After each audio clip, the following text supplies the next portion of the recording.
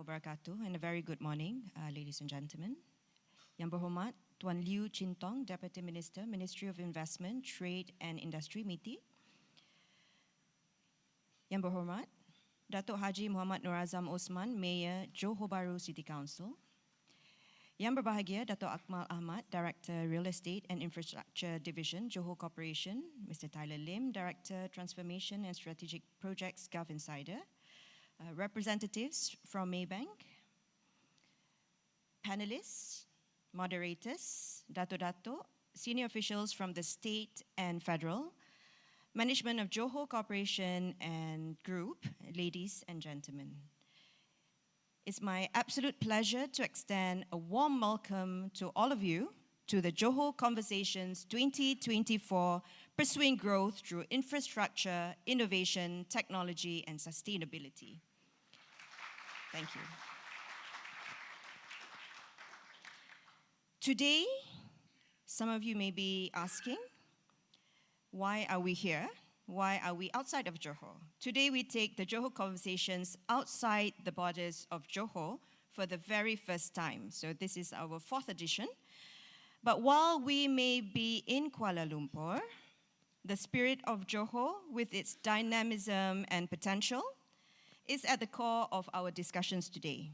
The buzz surrounding projects like the RTS and the proposed Johor-Singapore Special Economic Zone, JSSEZ, has resonated far beyond the state's borders, drawing attention to the exciting transformations taking place in Johor, particularly in strengthening economic ties with our neighbor, Singapore.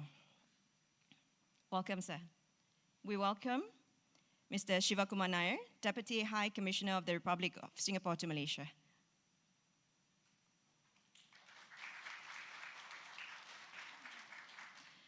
My name is Nina, and together with my co-host Madeline, who will be taking over shortly, we will dive into the discussions and insights that will shape the future of Johor's infrastructure and economic landscape.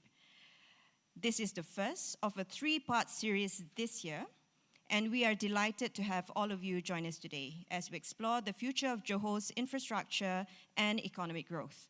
But before we embark on this journey, let us seek blessings. And I would like to invite Imam Bak Izzadin from Wakaf Anur Corporation for the Dua recitation. Imam Bak.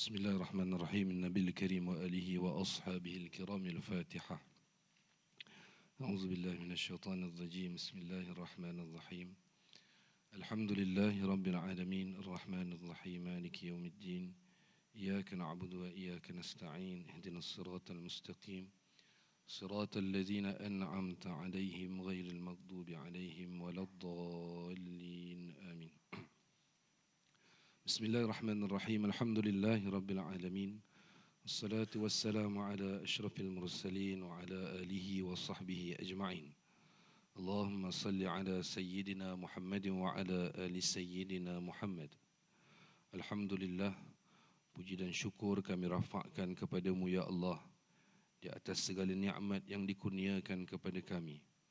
Syukur jua dilafazkan kepadamu dalam setiap peluang dan kesempatan yang diberikan.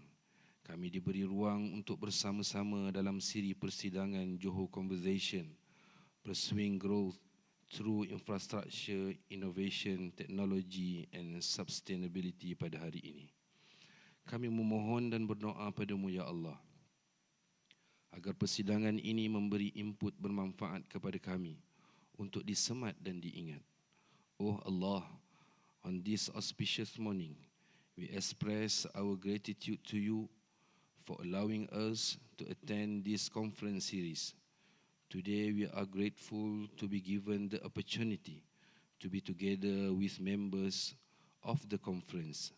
We seek your blessing for the smooth progress of this event from the beginning till the end. Oh Allah, bless Johor Corporation and Gulf Insider who have initiated the Johor Conversation with the intention of propelling Johor economic growth with an innovative and resilient foundation accelerated by technology. Ya Allah, wahai Tuhan kami memohon petunjuk di atas setiap perancangan dan keputusan yang dicapai, agar kami senantiasa berada di bawah naungan perlindungan, keselamatan dan beroleh keredaan dalam amanah yang diberikan kepada kami. Tunjukkan kepada kami jalan keluar di atas kesulitan, kemudahan dalam merungkai permasalahan, dan kurnia kejayaan pada penghujung jalan, bukan sahaja di dunia, malahan kejayaan hakiki di akhirat nanti. Allahumma jama'ana hadha jama'al marhuma, wa tafarruqna min ba'dihi tafarruqan ma'suma, wa la taj'alillahumma fina wa la ma'na, ولا من يتبعنا شقيا ولا محروما ولا مترودا. ربنا آتنا في الدنيا حسنة وفي الآخرة حسنة وقنا عذاب النار والحمد لله رب العالمين. تقبل الله منكم.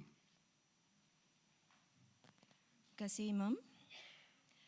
So let's kick things off with our opening remarks from Tyler Lim. Ladies and gentlemen, please join me in welcoming Tyler.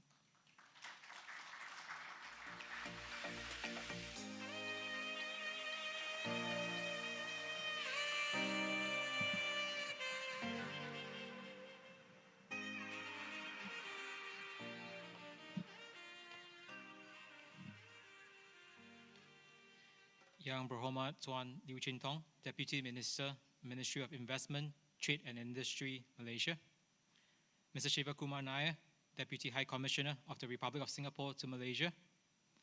Yang Berhormat Datuk Haji Muhammad Norazam Osman, Mayor, Johor Bahru City Council. Yang Berbahagia Prof. Dr. Ong Kim Ming, Member, Board of Directors, Malaysian Investment Development Authority.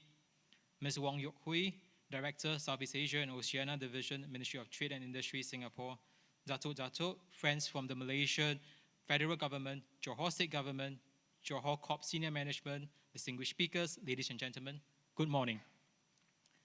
Welcome to the first installment of the Johor Conversation Series for 2024, Pursuing Growth through Infrastructure, Innovation, Technology and Sustainability, organized by Johor Corporation and Gulf Insider. When we gathered for the season ender of the Johor Conversations for 2023 in Johor, I pointed across the Johor Straits and noted the progress of the RTS link that was being built. It's a pity that today we cannot look out and monitor the progress of the RTS link because we are here in Kuala Lumpur, which in itself is a bold move, and I applaud the Johor Corporation team for having the vision to move the Johor Conversations out of Johor.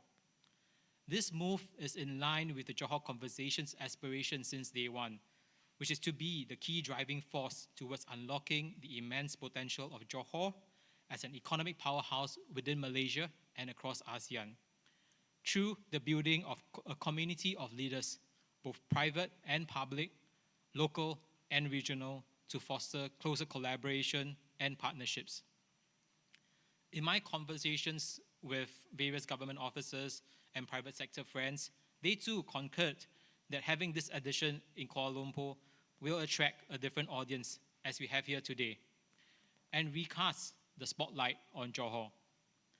Today, and for the rest of the Johor Conversations for this year, we will pay particular attention to the Johor-Singapore Special Economic Zone. In the first panel, we will seek to look deeper into the JSSEZ, the opportunities it holds, and what must the governments on both sides do for it to be successful. We will seek to address why, despite the close relations between Singapore and Malaysia, Singapore and Johor, the SEZ was mooted only now and not earlier. And of course, why is now an opportune moment?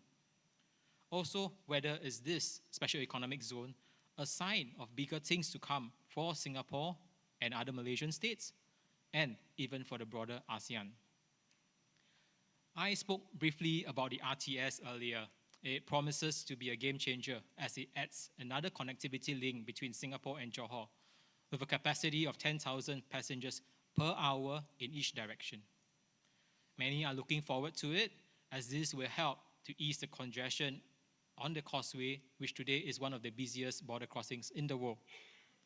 I will attest to that pain, having just only last week been caught in a 5-hour traffic jam trying to get back from Johor to Singapore. It was also a pain on the bladder, if you know what I mean. The RTS is not the only infrastructure development in Johor that will complement the JSSEZ. There will be many more infrastructure development, and along with it raises the dilemma of what to build and a prioritization of when to build what. Additionally, there will be a need to address the forward planning required because infrastructure projects do have a very long time horizon, and these projects have to be relevant for the future. This is also why our panelists will discuss infrastructure development in panel 2, especially on smart and sustainable infrastructure. Our final panel will touch on the enablers: technology, innovation, and talent. These are enablers that will allow for scale, which is especially critical when we discuss economic growth. Questions like, which are the technologies that ought to be in focus? How do we attract the right talent? And at the same time, grow local talent so that there is a multiplier even beyond the special economic zone. The anticipation is building as we await to hear more details from both governments for the SEZ, hopefully sometime later this year. The impact on the SEZ on the economy in Johor and Singapore and its people will not be felt immediately, and the full effects will probably only come many more years later. But nonetheless, these are still exciting times that we live in. So as we embark on this journey together, I urge you to keep in mind why Johor Conversations in the first place. And that is for you to embrace the spirit of collaboration, innovation, and shared prosperity. Use the opportunity here today and in subsequent Johor Conversations to come to forge new partnerships, to engage in meaningful conversations, to create impact for the future. Finally, I wish to thank our sponsor, Maybank, for making these Johor Conversations possible. Johor Corporation, especially to President and Chief Executive Yang Berbahagia Datuk Syed Muhammad, Nina, and the team for having that vision and belief in creating a flagship event for Johor, as well as to thank everybody in the organizing committee for the hard work to put together this conference. And I encourage just some applause for the organizing committee, please. I wish everybody here an enriching learning and networking time at the Johor Conversations. Thank you for being here. Thank you, Tyler. Thank you for setting the stage for our discussions today. Now, it is my absolute pleasure to introduce our keynote speaker for today, Yang Berhormat Tuan Liew Chin Tong, Deputy Minister of Ministry of Investment, Trade and Industry, to give us his keynote. A warm welcome to YB. Dato' Akmal Ahmad of Jacob, Dato' Dato' Noazam Osman, Mayor of Johor Bahru, Tyler, my friends, Ken Ming, Francis Hutchinson, His Excellency Kumar Nair, Deputy High Commissioner, Wong Yuk Hui from MTI Singapore, friends and fellow Malaysians and Singaporeans, a very good morning to all of you. Salam Sejahtera, Salam Malaysia Madani. May I first thank Jacob for inviting me to say a few words at today's Johor Conversation 2024. The theme for today's conversation is pursuing growth through infrastructure, innovation, technology, and sustainability. I'm impressed with the theme as it captures exactly what we need in the next phase of Malaysia's development story. Let me start with an advertisement. By the end of June, my new book, Second Take-Off, Strategies for Malaysia's Resurgence, will be in the bookstore. The core idea of the book is that for the last 25 years, we have somehow lost our way. There was a first economic takeoff that happened between 1988 and 1997. But after that, we kind of not growing much. But we are now presented with an opportunity for a second takeoff. Malaysia has a second chance because the world has now changed. The course of the world has changed altogether compared to the last 25 years. During the last period, the world was competing on cost and economic efficiency. But now the world cares about resilience and economic security. Malaysia has a second chance also because the unity government under Prime Minister Dato Sri Anwar Ibrahim is determined to bring about Malaysia's renaissance. At the core of the second takeoff is precisely how Malaysia can transform itself from a land and resource-based economy to an economy that is based upon technology. This is a challenge captured by today's theme. It is not the first time that Johor is trying to grow with global shift and new technology development. The modern Johor Sultanate was founded upon global shift. Founded upon the coming about of steamship and steam-powered mobility. Think about this. 170 years ago, 180 years ago, because of steamship, the world became closer. The world became closer, and therefore, the founding of Johor Bahru came about, coincided with the advent of steamships, which shortened the time needed to move commercial cargo, thus making Europe-oriented export-led commercial plantation the main economic activities in Johor Bahru then, a highly profitable venture. So it is also not the first time that a regional plan is being devised. Tyler's mentioned about why now. It wasn't because we have never thought about that. There was something called the idea of Sijori back in the early 90s, and there was also Iskandar region that was launched in 2006. But the Iskandar development ended up as a property play without sufficient emphasis on creating better jobs with better pay and better life for Johorians.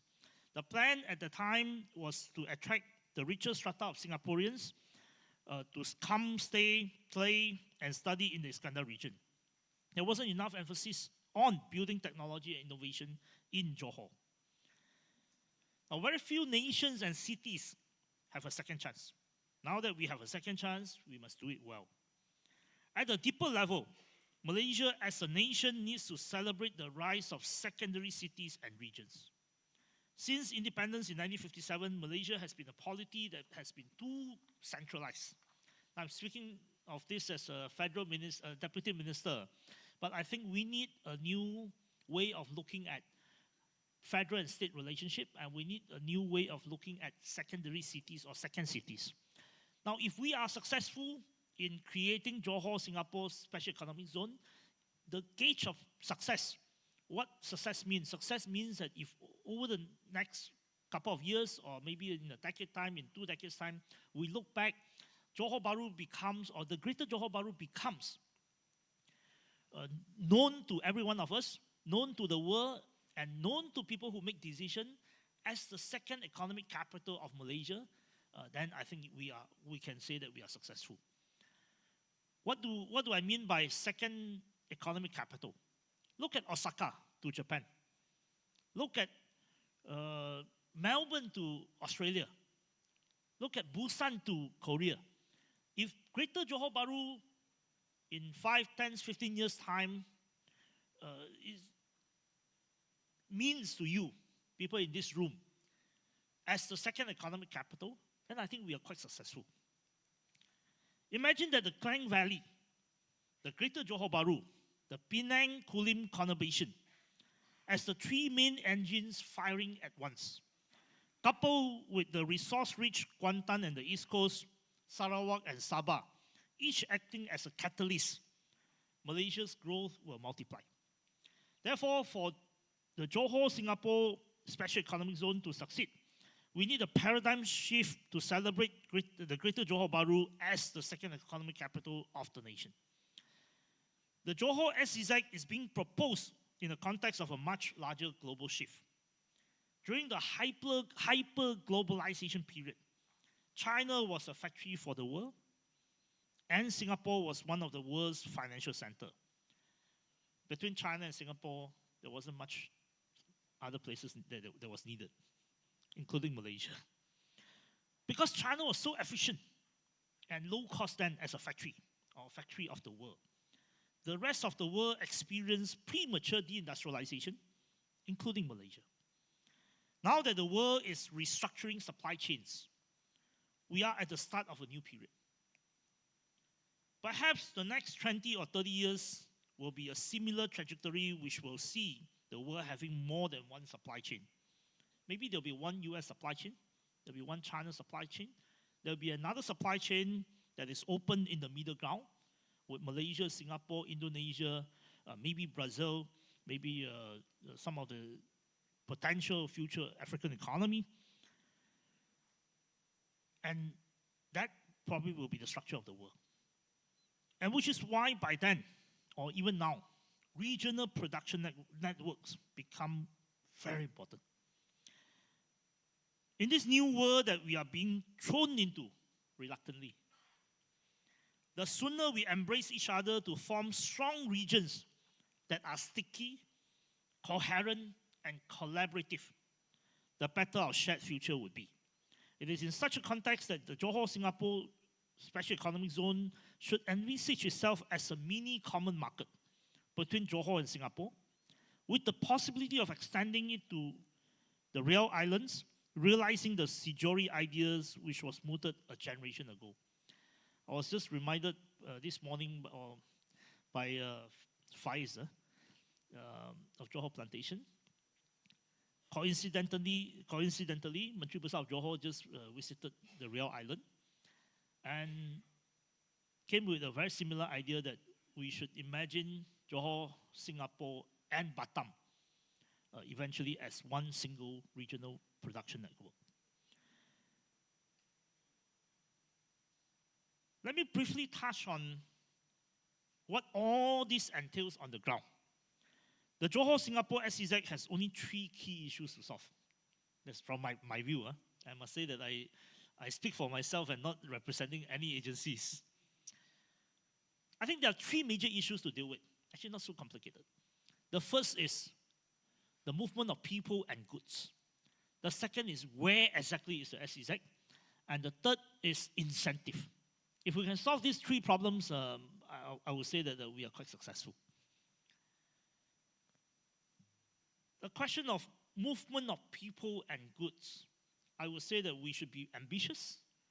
We now have the causeway, we have the second link, we are going to have RTS, we still have the Tebrau shuttle. We should be envisaging ferries from Puteri Harbour to Singapore, ferry from Forest City to Singapore. Coincidentally, these 2 places are within my parliamentary constituency. And perhaps ferry from Pasir Gudang to Changi. And we should envisage and be prepared to think about more linkages in order to make traffic and mobility a lot more smoother. And as far as immigration is concerned, we should make it very smooth, seamless transport for at least the frequent travelers. As far as the question of where, Menteri Besar of Johor, Dato' Onn Hafiz, has been very clear. The hope or aspiration or the view of the Johor government is to have it within the entire Iskandar region and Pengerang. Now we have dealt with 2 questions. The third question is incentive. On 12th of May, I spoke at the Johor State Assembly as an assemblyman, and I suggested that we should look at incentive in a very different way. If we have a huge area, then we must be very targeted and restrictive as far as incentive is concerned. And I suggested that we should look at incentive in 4 different ways with a new way of looking at things. The first, incentive for Malaysian workers returning to work in selected critical areas. The second, which I think perhaps this is relevant and important to our conversation about supply chain-based incentive, especially for Malaysian companies that contribute to a strong ecosystem and a resilient supply chain. We'll need clear technological roadmaps for the SEZ so that we understand the gaps in the supply chain. Otherwise, we will only be attracting firms, or we will only have disjointed supply chain. And this is relevant to Johor, to Malaysia, and to Singapore. We do not want to just have firms, and we do not want to have only disjointed supply chain. We want to be able to build supply chain resilience, and when we want to build supply chain resilience, we must be able to have a clear technological roadmap on what we want to build and what sort of supply chain they want to have. A third incentive I suggested was incentive for control towers, such as regional headquarters, center of excellence, and R&D center. And the fourth incentive I suggested is incentive for the state government. Now, this is hopefully a bit new to the conversation. Instead of thinking of incentive for casting a wide net for various companies, we should think of how to incentivize the state government so that the state share some proceeds from corporate income tax collection from within Johor, from within the SEZ, so that the state government has a lot more resources to cater for better infrastructure in the SEZ area. And this hopefully will help to transform the federal-state relationship in the long run.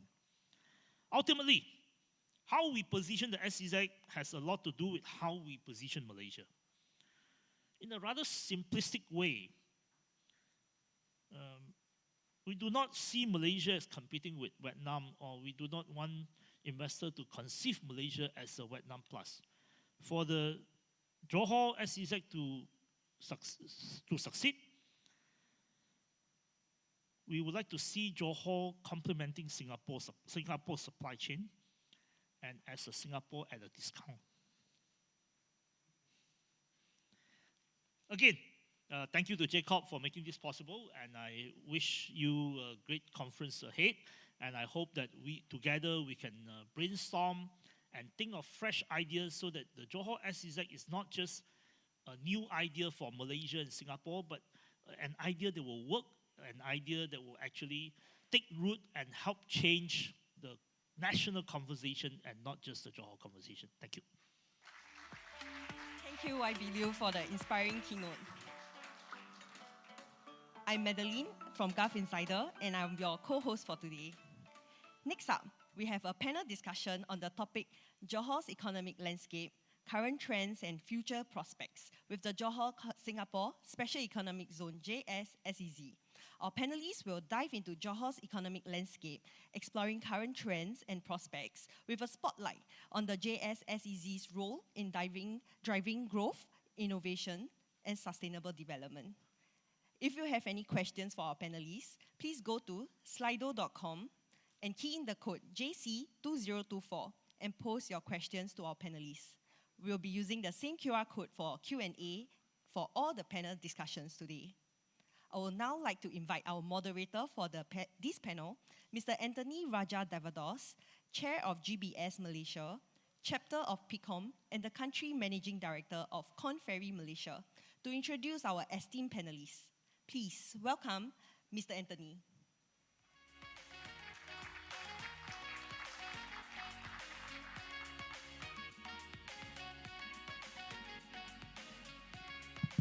Good morning. Thank you.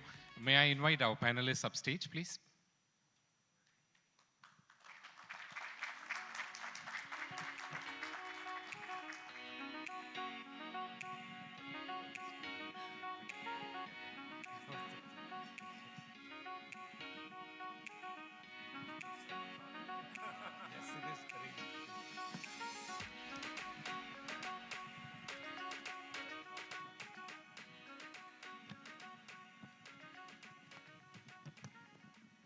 Good morning, everyone.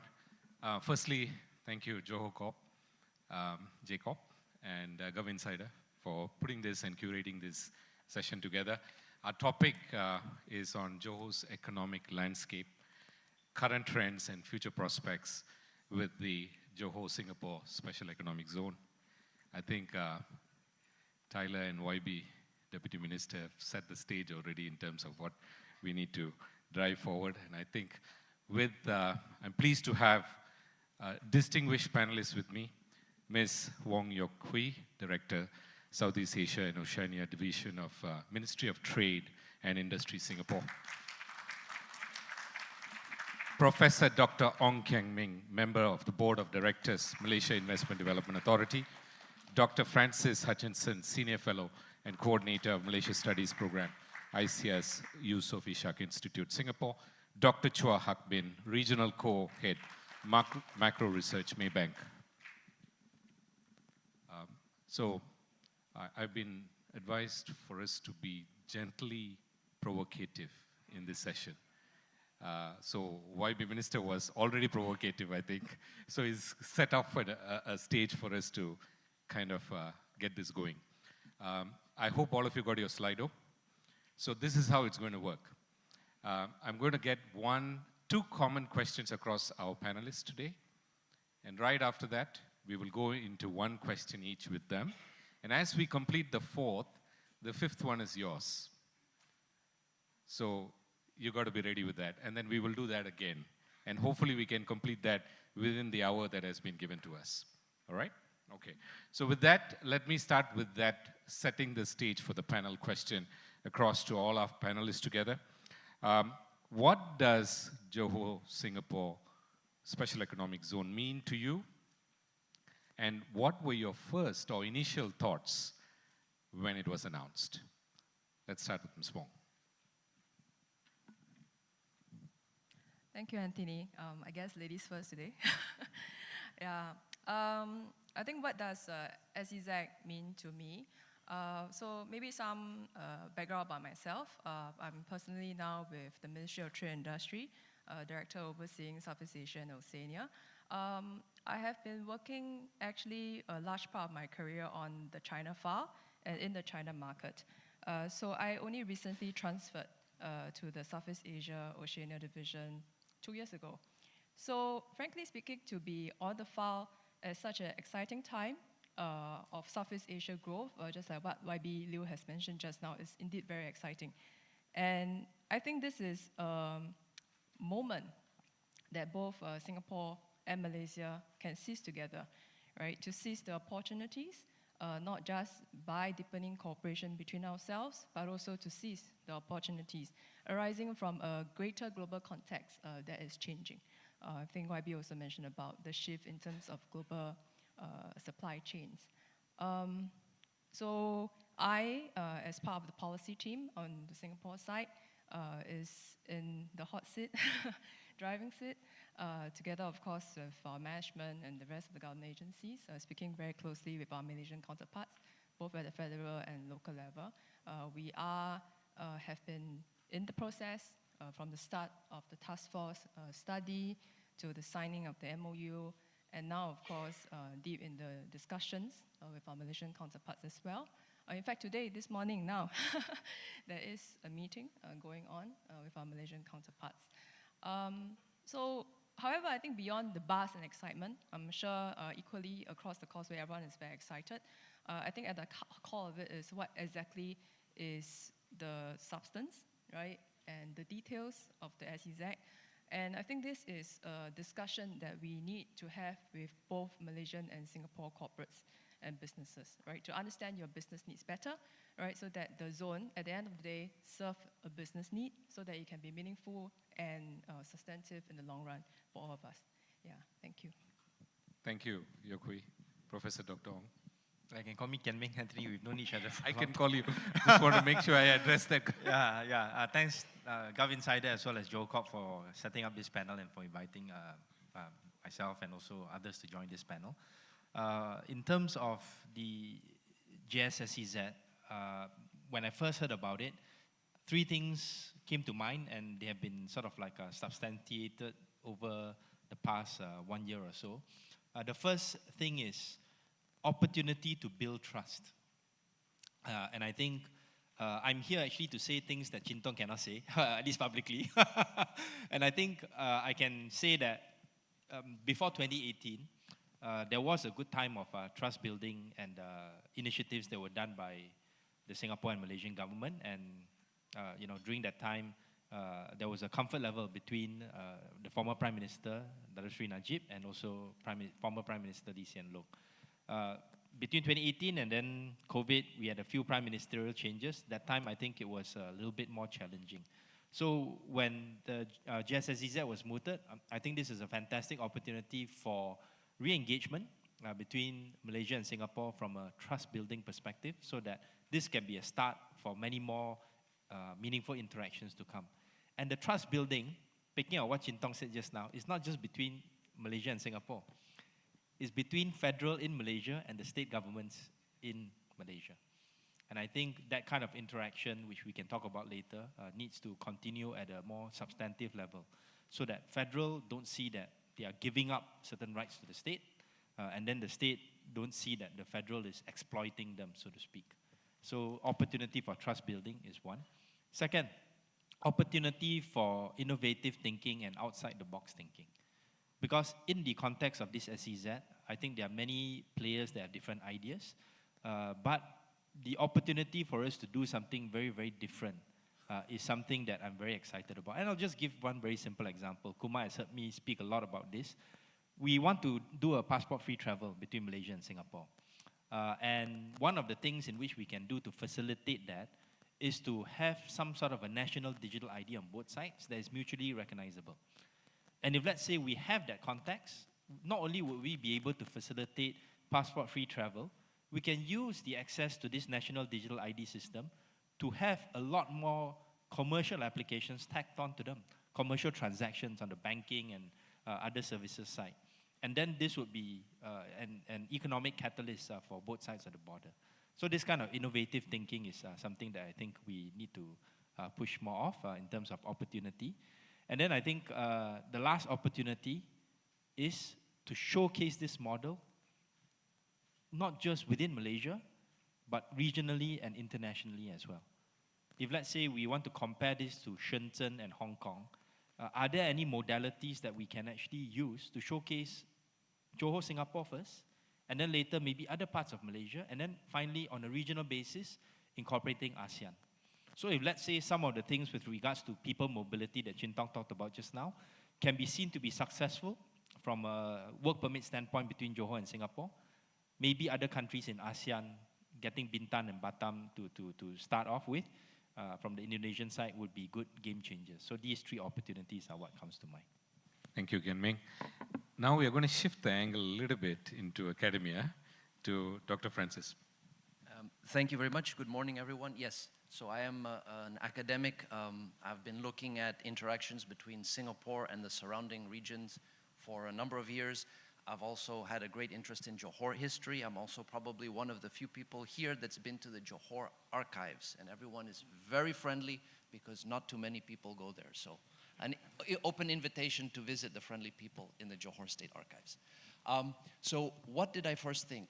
When this idea came out, so my first thought was there's actually already been a lot of very important work done. So Chin Tong was just talking about the real boom in investment and manufacturing that happened from 1988 to 1997. And this is the context around the Sejori growth triangle. And this was very important because you actually really had buy-in from the governments of Malaysia, of Singapore, of Indonesia, as well as the provincial government in Indonesia, and of course the Johor state government.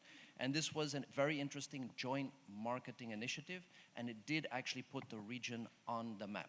The other thing that you saw really taking place during this time that was very important was a lot of very good work by the Johor government, by TPM Technopark, to really build out industrial parks all along strategic areas within Johor to be able to absorb this investment. Then you also had, of course, Batam Indo-Industrial Park in Batam being set up. And then you also had a lot of work by private sector individuals in terms of logistics companies to really link these areas together. So this worked very, very well up until, of course, the Asian financial crisis. And then this sort of joint marketing model really kind of fell behind the wayside. And then you tended to have more individualized marketing campaigns. The second moment, of course, is 2006 when we had the South Johor Economic Region, and then this, of course, became Iskandar Malaysia.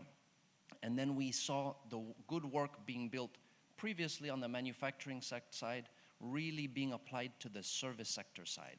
And this initiative was good because you also had elements of urban planning, and you also had not just people from governments, but you also had private sector actors coming in and generating a shared vision for what Southern Johor could look like. So now we're in the third moment, the third iteration.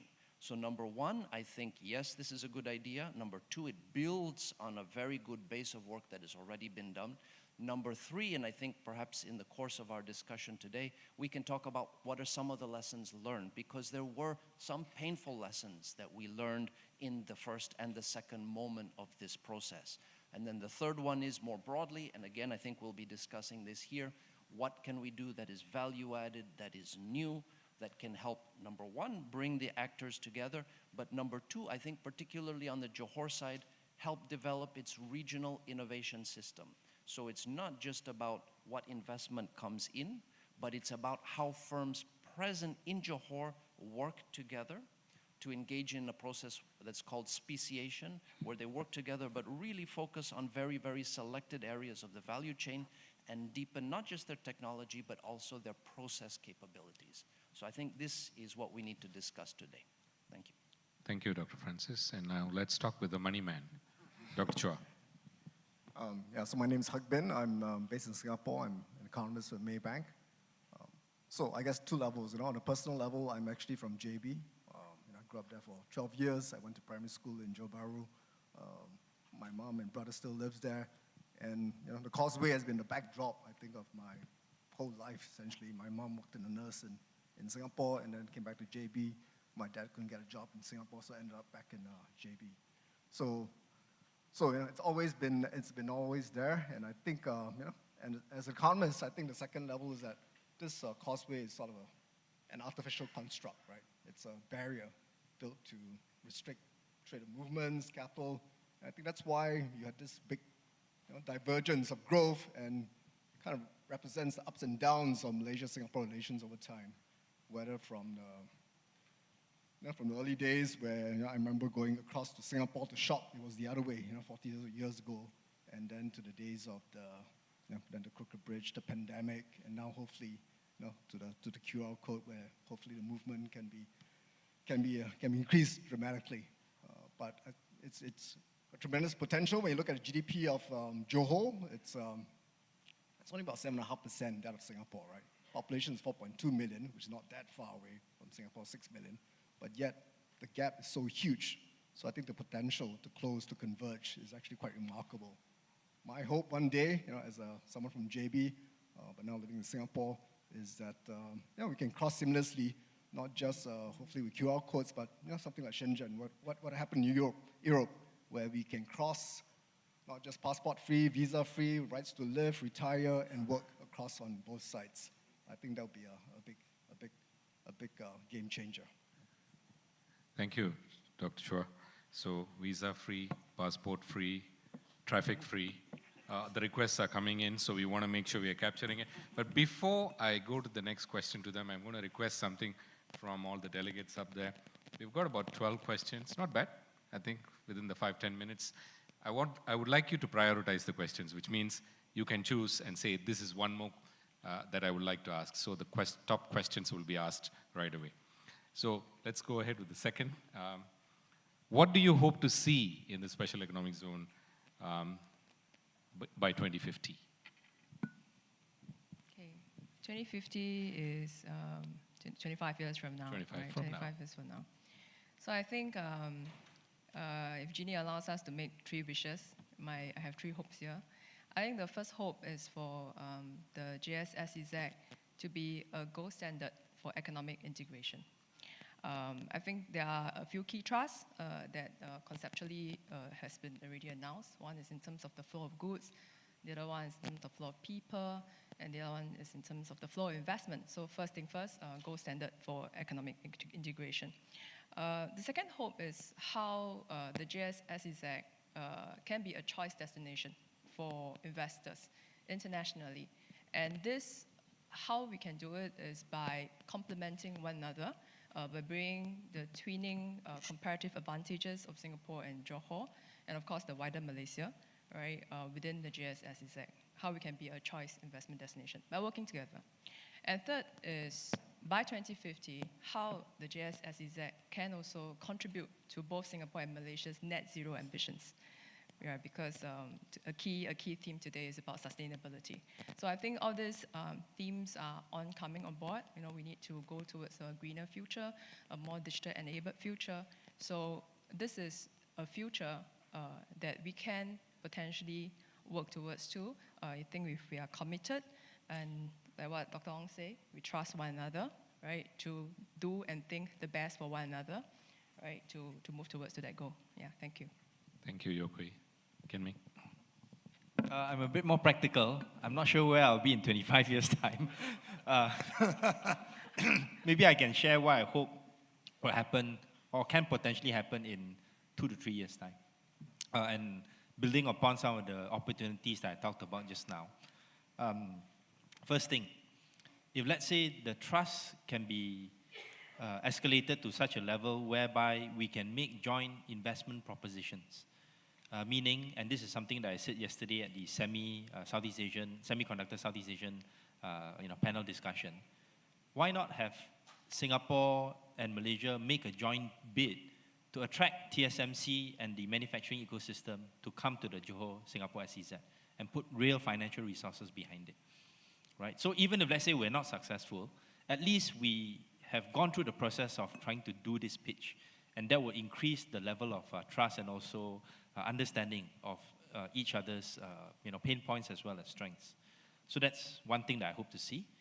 Second thing, I think if let's say, going on the net zero theme, if let's say we can pitch joint ideas in terms of setting up a Johor, Singapore net zero industrial park in Johor, involving the GLCs on both sides, whether it's Sunrise or Keppel Corp from Singapore side, and then also bring in the investors from different parts of the world to be able to participate in high value-added manufacturing activities in that kind of ecosystem, and that can also potentially be a gold standard as well. And then the third thing, leveraging on what Francis had said just now, having capital, especially unlocking capital from Singapore, especially the capital that is in the home offices and also private equity and venture capital side, to be deployed for services solutions in the tech sector, in other kind of sectors where you can use Johor Bahru as a experimental kind of a test bed. And from then on, build up the services ecosystem. Because Chin Tong would know this well, and our friends from Johor Corp would know this well. The services ecosystem actually is very, very weak. And if you want to have a tech kind of venture ecosystem, you are trying to compete against Singapore. Why not work with Singapore, deploy that capital, take away some of that pressures in terms of cost of living and cost of doing doing business in Singapore, bring that ecosystem so that both sides can benefit. And if let's say we have these three kind of prongs, the investment prong, the manufacturing or the industrial park together with the net zero prong, and then lastly the services prong, that would be a very good gold standard to pursue in the next 3 years. Thank you, Kenming. That's almost like you're talking about Shenzhen, Hong Kong, into the 1970s to where they are today in terms of how the shift has taken place. Yeah, but we can leapfrog a lot of that because Exactly. of so many of the new technologies, generative AI, data centers that we can, net zero kind of initiatives that we can deploy in that ecosystem. Okay, good. Dr. Francis. Thank you. So I will build on the very good work done by Kian Ming just now. So I've been doing some talking to companies in the logistics space, and what they've said is actually many of their clients in the electronic sector as well as the pharmaceutical sector are very interested to ramp up their investments across the border. So what I would like to see in the medium term is a lot more of this. Number one, so of course investment flowing across, but also on the Johor side, moving away from what we call as a hub and spoke model. So this means that you'll have the hub in Singapore, and then you'll have one facility in Johor rooted into what is happening to Singapore and then world markets. to having more interaction between firms on the Johor side. So you have what we call locationally rooted competitive advantage. So you have more firms on the Johor side catering to each other, which will also help innovation. This is one.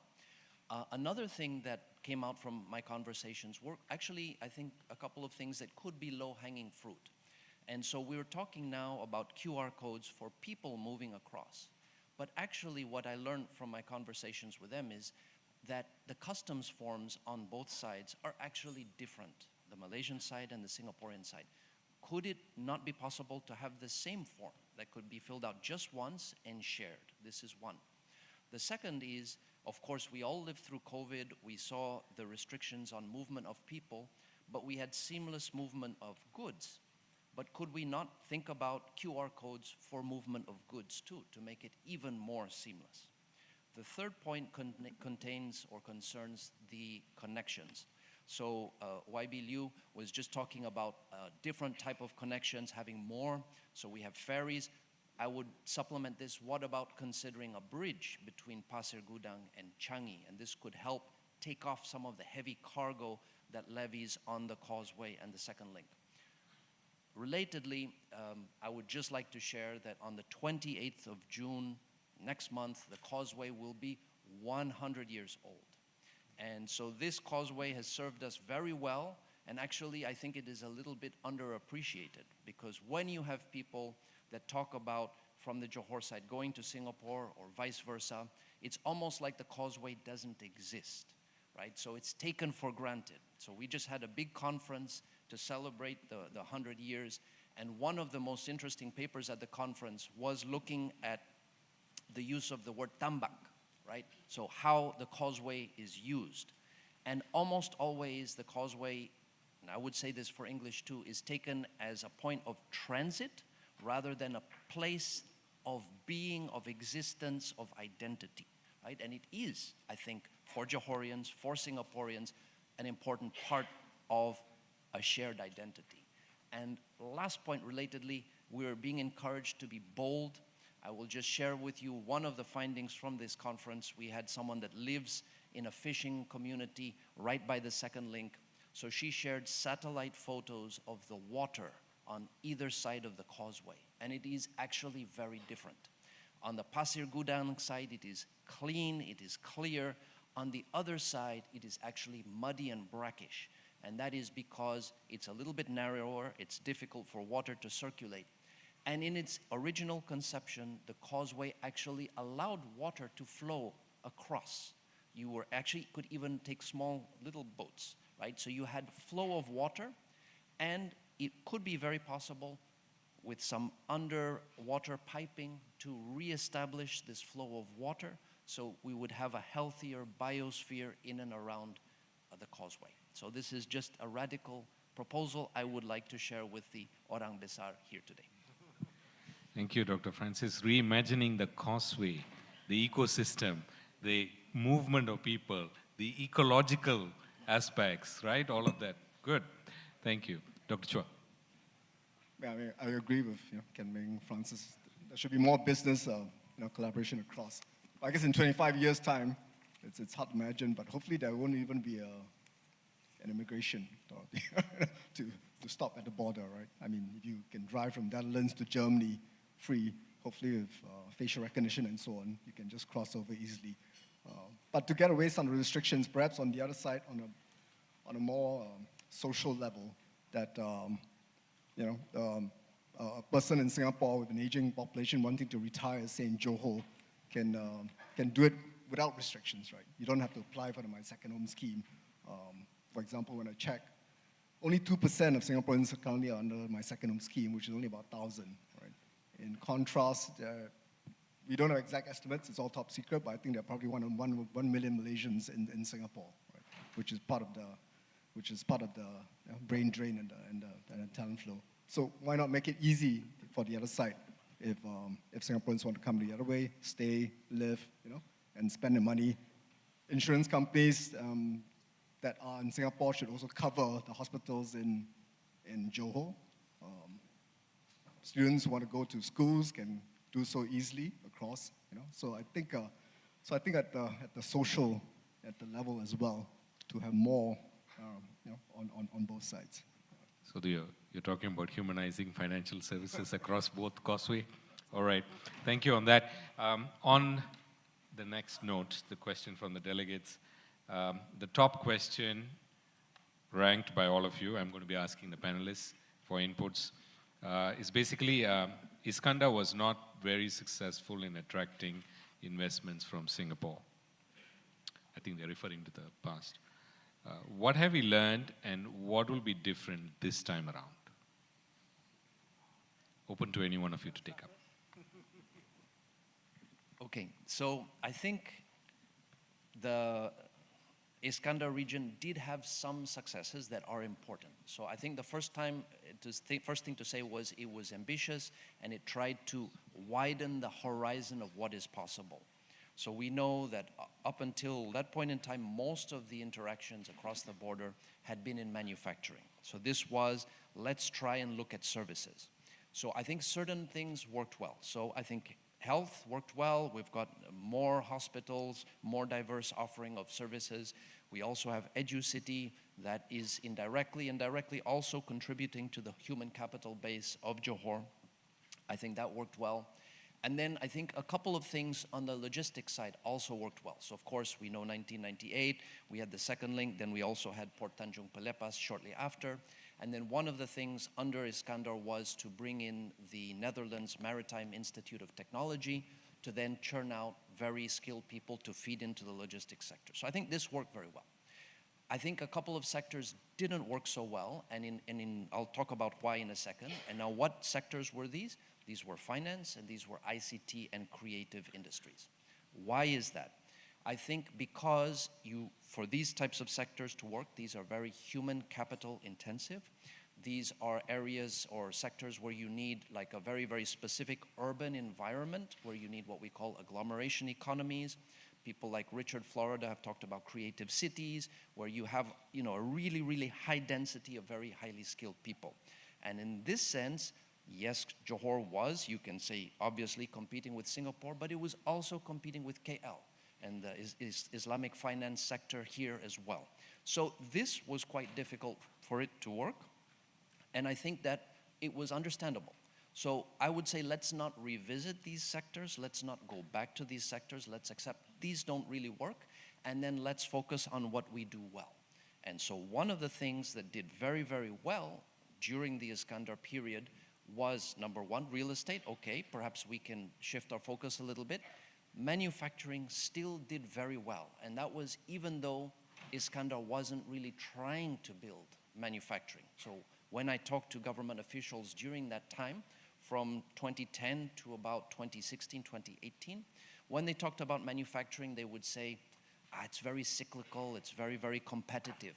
But I think, as YB Liu has mentioned, we're now in a second moment, right? And manufacturing is important. It generates all sorts of spillovers, and it also generates formal sector jobs from your lowest machinery operators to your most sophisticated engineer and technician. So this worked even though Iskandar wasn't really looking at it. So I think we need to really take on board, number one, some of these more agglomeration economy focused service sectors don't work so well. And number two, manufacturing does, and now is our time to really focus on it. Thank you. Can we? Okay, I'll again say certain things which maybe others are not so comfortable to say, and I'll focus on real estate, one of Chin Tong's favorite topics. When I looked at the Iskandar Development Region plan that was designed by Khazanah at that time, IRDA, it was actually a very systematic plan, like what Francis talked about just now, in terms of planning the different sectors, EduCity, the leisure part, and then the creative part. And I think those elements are still there. But one of the things which probably created a lot of worry in terms of capital investment and movement of capital from Singapore to Malaysia, to Johor, was the elephant in the southern part of Johor, which is Forest City. I think that sucked a lot of confidence out of the investment ecosystem. And that is something that we probably have to revisit in terms of the larger ecosystem of of trying to revive or rebuild the Johor economic and investment landscape. So when I talk about property, right, I think it is something that is of great interest among different investors. But the way we want to think about property or real estate investments needs to be much more broadened and much more holistic and much more sustainable. So one aspect that I talked about just now was the net zero industrial park concept. That is in the larger industrial development ecosystem that we need to put in much more thought into, and to link that up with things like renewable energy and also provision of water. Both areas which industrial parks needs, data centers needs, and also the larger population of Johor needs as well. So there's just one play. The other play with regards to real estate is the lifestyle dimension. In terms of being able to do things in southern Johor that maybe you would want to either replicate parts of Singapore or even enhance. So making that kind of lifestyle play in terms of work-life balance, in terms of access to public spaces of recreation, having things in Malaysia that Singapore doesn't have access to, in terms of accessibility to nature reserves that we have quite a lot of in southern Johor, accessibility to some of the water spots and other kind of these kinds of lifestyle issues that we can bring into the picture. So then the real estate play should go beyond the kind of trying to make money through building condos and stuff like that. And pushing even further, why not reimagine Forest City as a place where we can have international exhibition center, which, as far as I know, Johor Bahru does not have that many, of, and bring in, use those kinds of facilities to be able to host even sporting activities that other places may not have the same kind of resources and infrastructure. So we have to reimagine the way that real estate is thought of and utilized, and I think that needs to be part and parcel of the discussion. Just one final thought. Chin Tong spoke about how we need to share more of the resources between federal and state. And this goes back to the trust building issue. And I go back to the real estate play here. Why not propose a model whereby you have a LRT connecting the RTS in JB all the way to Forest City as an alternative to the high-speed rail. And as a model of funding that extension, which would be 20 to 30 kilometers long, do some sort of agreement between federal and state, whereby if, let's say, the value of those properties are enhanced, some of that premium can be used to fund the construction of the LRT. Then federal government can see, hey, the state is chipping in, and then the state government is saying, hey, we can work together with the federal government to see how this can be actualized. And it's very important, if let's say this plan were to be put on the table, it has to be done in a transparent manner, so that there's confidence on federal as well as state government side, and even on the Singapore side, that this can be a value-added proposition, not just for the real estate play, but for some of these larger spillover effects that Francis and I have talked about. Thank you, Gan Ming. Now I know why most number of residential investments are coming up in Johor. Yesterday's news in the Star. Okay, good. Thank you, Dr. Chua. I mean, yeah, it's clear that Iskandar was just a property play, but I think when you go visit the Medini, you just don't have that. What stands up to me, there's no critical population mass base to even kick off the area. And if the ambition is to really strive to attract the control towers, the financial sector to move in, it's kind of obvious to me that you need to be a bit more open to foreigners coming into the area.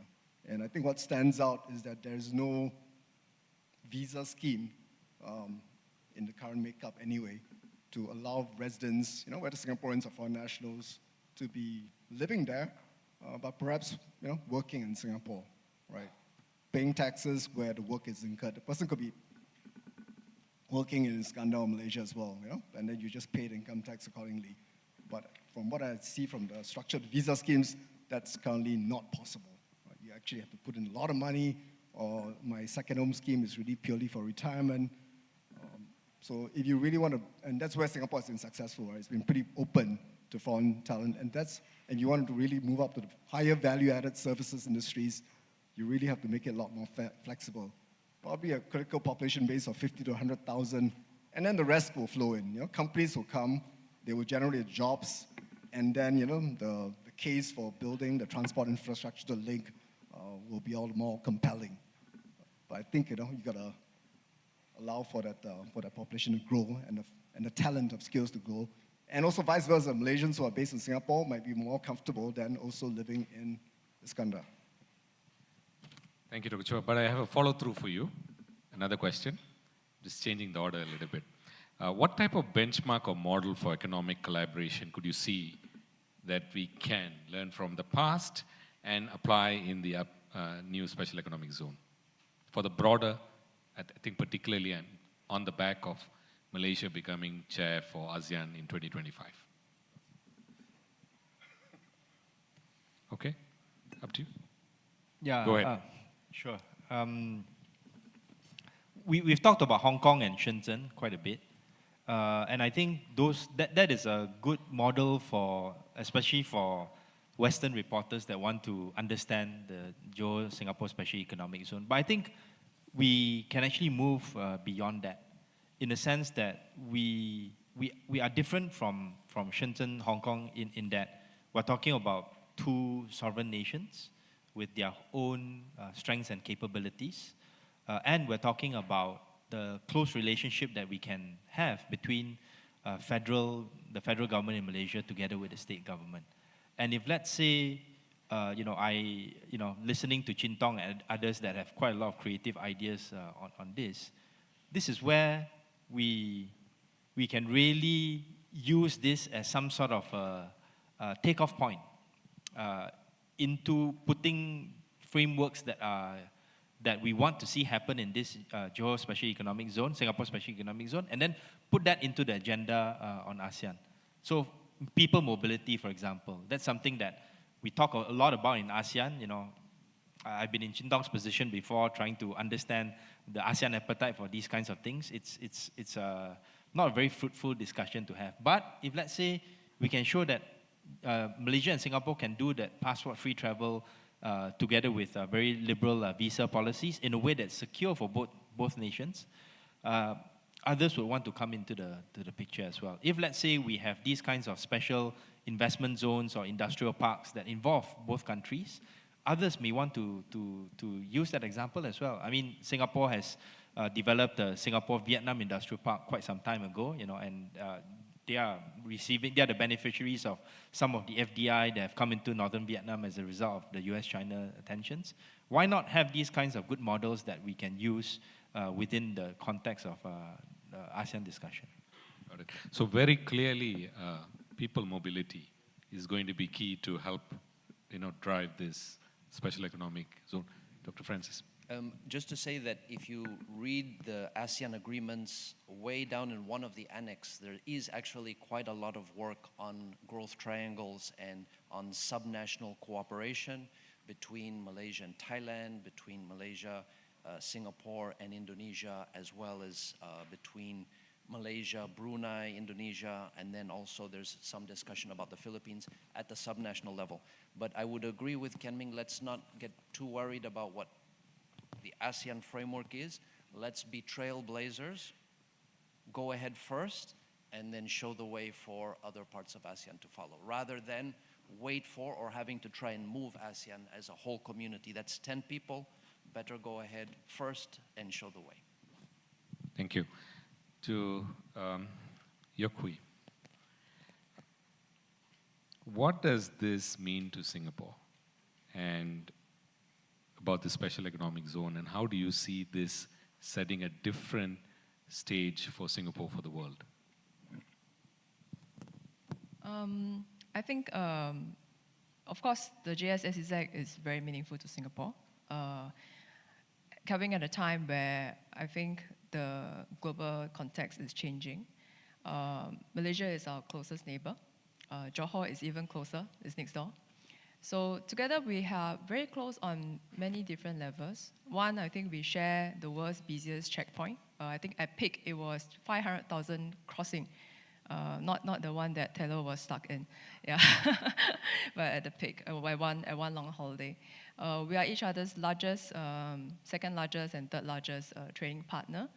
And a good percentage of the physical trade goes through Johor. And I think the third point is about investment flows. I think just now we spoke a lot about the strengths of Iskandar Malaysia being a manufacturing hub, right? A lot of the competitive strengths is in manufacturing. In fact, in recent years, with the supply chain shifts, right? Economic Development Board. So if you're familiar with this particular entity, they are like MIDA, so they bring in investments into Singapore. But in recent years, they have also facilitated investments into Johor. And some of these investments, they don't invest in Singapore. But, because of various reasons, right, maybe they don't want to site in Singapore, we refer them to Johor. And these investments can range from manufacturing, MagTech, data centers, et cetera, et cetera. These are all quality investments, and it benefits both sides. So I think from that perspective, I think there is a lot of potential where we can work together, and there is something concrete already in the back. And when it comes to manufacturing, I think go back to the point about how Iskandar Malaysia or the wider Johor is growing. I think while manufacturing is the core center, most townships or even industrial parks, be it net zero, smart green, or the traditional industrial parks, are actually a concept of work, live, and play. Take, for example, our industrial park in Suzhou. It has developed for 30 years, and at the start is focused on a few plants, like Samsung plant, etc. But subsequently, there was a township that grew around it, right, for the workers, for the investors, for the talents that are coming in. Of course, we don't have to start from scratch. All these facilities are already available in Johor as well as in Singapore. Now the question is, with flows coming in, how can we better position ourselves? If we collaborate together, probably we can sell our competitive advantage together and anchor the investments. Of course, we can all do so on our own, right? MIDA can do so on their own, EEB can do so on our own, but we don't have the best of both sides to offer to the investors, and it won't be sticky for any one of us. Foreign investments will move anytime, right? And I would say with BEPS coming onshore, tax incentives will be the least to keep the investors grounded. Right? They will be looking at other aspects, like for example, talent. They'll be looking at other aspects in terms of how fast or how efficient the system is to able to facilitate them. And also the wider ecosystem available. Are my suppliers here, et cetera, et cetera. So I think we do have a lot of things in play. And I think this also probably give rise to the thesis of why we focus a lot on the flow part, right? Because the infrastructure and facilities are more or less available on both sides. So we need the parts to flow. And as it is now, a lot of the factories, they're operating on both sides. They don't just manufacture in Johor and then export out, or they don't just manufacture in Singapore and export out. Actually, the fact is that the parts flow from each of the plant to one another, right? Then after that, the final product will be exported via Johor or via Singapore, depending on where the businesses find it the most convenient or most expedient. So I think some maybe will be asking, so what's the difference, right, between all these ASEAN FTAs that we have, and what is so different about this SEZ? I think SEZ contributes to the whole wider ASEAN economic community framework, but I think what is different here is that we are doing something. Yeah, and there is a practical project in play here. And FTAs usually will solve or address border issues, right? Like for example, tariff concessions, what is a commitment to one another. But at the SEZ, we are probably addressing and hope to address behind the border issues, non-trade barrier, tariff, non-trade barriers that we're looking at. And in fact, some of these early initiatives that has been announced, a lot of it are not your typical FTA items. They are not FTA-able in that sense, right? So your passport-free QR code clearance, I don't think you can find it under the ASEAN context at this point in time. And all these are mini building blocks, possible, to see if we can actually replicate to a wider place. But we start from between us first, yeah. I had a meeting sometime back with EDB, just on a separate note. After the meeting was done, there was about 8 or 9 of them, and then before stepping out, I just asked, how many of you were Malaysians? and 7 out of them lifted their hand. So I think there is an EDB MIDA kind of collaboration that needs to be done. You know, there's, of course, there's a lot of channels happening, but more focus on that. Dr. Chua. Yeah, I'm just adding on. I mean, because I'm an economist, I guess I cover Singapore economy as well. And it's very clear that the costs have been rising. And you know, when you just cross the border, the commercial rents or the cost and industrial space is like 80% lower. And noticeably, some of the smaller companies, especially the Japanese companies, seems to be shutting down the factories. I think manufacturing-wise, Panasonic, Epson, and so on and so on. But you know, rather than losing it all out and then shifting back to Vietnam, I think there's a case to be made that if some of the operations of investments could go to Johor and maybe some parts still retained in Singapore, that's a more compelling case of collaboration. And all the more in light of the US-China rivalry and the movement of supply chains. Just to add on. Thank you. Before I go to the delegates' question, I have one more. We were talking about the different corporate segments, the trade segments, the fund, flow between both, the mobility of people going through. There's a lot of investments happening. Like for Johor right now, on top of it is, of course, apart from property, is data centers, is business services, it's the sustainability initiatives, and the manufacturing. I like you highlighted, let's revisit that, reimagine the new automated advanced manufacturing. What about the conduit to this, the SMEs? How do we bridge them between both nations as part of this initiative? Your thoughts? Okay, so I think when we look at the way Johor works, I've mentioned you have this hub and spoke model. So when you visit Johor, you can see that there are a lot of very interesting tasks that are being carried out, but they're behind closed doors. So you don't see kind of this rich culture of innovation where you have people moving between firms, you have dynamic startups emerging, growing, perhaps collapsing. It tends to be quite MNC focused. So things that we can think about are doing is, even from basic things, have a directory of all MNCs, all SMEs in the state, what sectors are they in? And then therefore, when you have people that come on board, then they have an idea of where they can source parts and supplies from. The other thing that is necessary is, of course, lots of follow-up. So once you have someone that comes in, it could be an MNC, but what is an MNC? You have different sizes. It could be a German-based firm that is actually owned by a family, but that still employs 300, 400, 500 people. But you visit them periodically. Yes, thank you very much for investing. You are engaged in this type of manufacture. What do you need now? And it's not just what incentives, but also what skilled workers do you need? What sorts of parts and supplies do you need? And oh, by the way, you know what? I can introduce you to some people. So the type of people I think we need for the ecosystem are not people that are dressed nicely with suits and ties. They need to be people that are prepared to get grease under their fingers and go out and visit small and medium enterprises wherever they are to really kind of begin to build a situation where you can have more communication. So the good news is that this is not about more money. The bad news is it takes a lot of work and it's unglamorous work. You have to work with your government officials and really kind of change. It's not so much how much investment you bring in, it's can you get firms to work together. It also implies technology roadmaps. So really kind of breaking down what sectors are you involved in, what are the steps in the value chain, where in Johor do we have firms, and where are we missing capabilities in these sectors, and can we go and try and find them? So a lot more follow-up in this area I think would really help move the locally based economy in this sort of more agglomeration economy, spillover, and dynamism.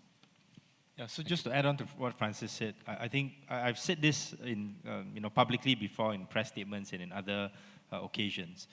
To activate or facilitate one of the some of what Francis has talked about just now, it may be worth considering having something akin to a chamber of commerce. Right, we have representatives from chambers of commerce here, from the European chambers of commerce here in Malaysia, and probably a few other places. I myself, I'm a board member of the Danish Chamber of Commerce and also the advisor to the Malaysia-China Chamber of Commerce. For the longest time, and even up to now, I still don't quite understand why there is no Malaysia-Singapore Chamber of Commerce, for example, representing Malaysian business interests, including the SME interests in Singapore. Similarly, we don't have a Singapore-Malaysia Chamber of Commerce representing Singapore SME interests in Malaysia. We could have something like the Singapore-Johor Chamber of Commerce, trying to get together the different SMEs in those ecosystems that have linkages to Singapore. And that may be a good sort of like a place to get together different industry associations that are in that ecosystem, but they are probably not well organized as a whole.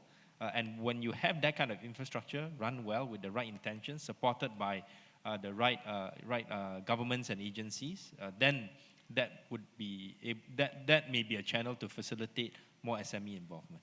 Thank you for that. And I think it reminds me of Majika and Jamaica, right? How seamlessly they operate, Malaysia-Japanese and Japanese-Malaysia. And that means we have to go past the sibling rivalry and make sure that we start putting these industries together, Singapore and Malaysia, Singapore, as part of the, because when you have the industry come in, they are independent, and they are able to drive growth through many forms as part of it. Okay, now I've been just reminded, we have 5 minutes, so I'm going to ask if there was a quick win, maybe 1 or 2 quick wins. We have to be timeline-wise in the next 12 months. What would that be that you would like to see happen? You want to go ahead? Sure. Yeah, in the interest of time. Thank you. Well, I think passport-free QR code clearance can be a quick win. It has already been piloted soon. Anybody from KDN here? Just making sure you take note of this request coming in. Of course, YB will take care of it in the parliament. But we want to make sure that it's putting up a record request coming in from Singapore. I think mutual, right? Mutual. Cannot go there then, yeah. Then you get stuck there, huh? Cannot, yeah. Yeah, so I think the second wish list, I think, to enable, I think, the businesses' interest. I think it's not just a game for MNCs. It's also how SMEs on both sides can work together. I think a one-stop service center for business approvals and how we can streamline all these processes would be very useful, especially for the smaller and medium-sized enterprises, right? I mean, the MNCs, usually you have people in suit, and ties, waiting out for them, but I think SMEs need more support. I think we'll lose the ties. And we'll have one in from Johor side and one in Singapore side, right? Both of these. Yeah. And I think at the government level, we definitely hope to work towards the agreement quite soon, hopefully in the course of the year. And hopefully we'll have good news for everybody. Yeah. Thank you. Yeah, so in terms of quick wins, just look at the 7 points that were in the joint MTI and also MEA statement following the signing of the MOU on the 11th of January 2024, including the one-stop center and passport-free travel, investment facilitation, and whatnot. I would, again, use my hat to say things that are gently provocative.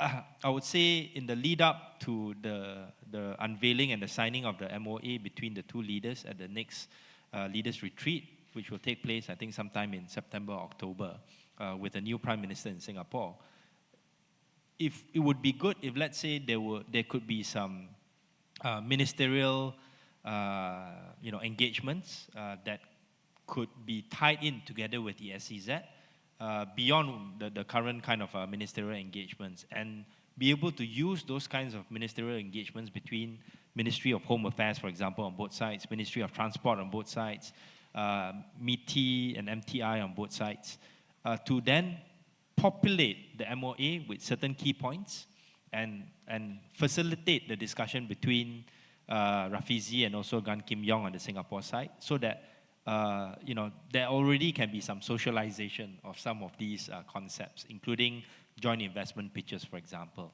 And I think the faster we get some of these things out there, in the public in terms of socialization and also communicated between Malaysia and Singapore, then that can be put into our respective budgets. I understand that the Singapore budget cycle is a little bit different. The proposals have to go in quite soon, I think either by July or by August, whereas for us, it's a little bit later. So if let's say that can be aligned, I think that's also a quick win that we can do on the administrative side. Again, going back to the issue of trust building.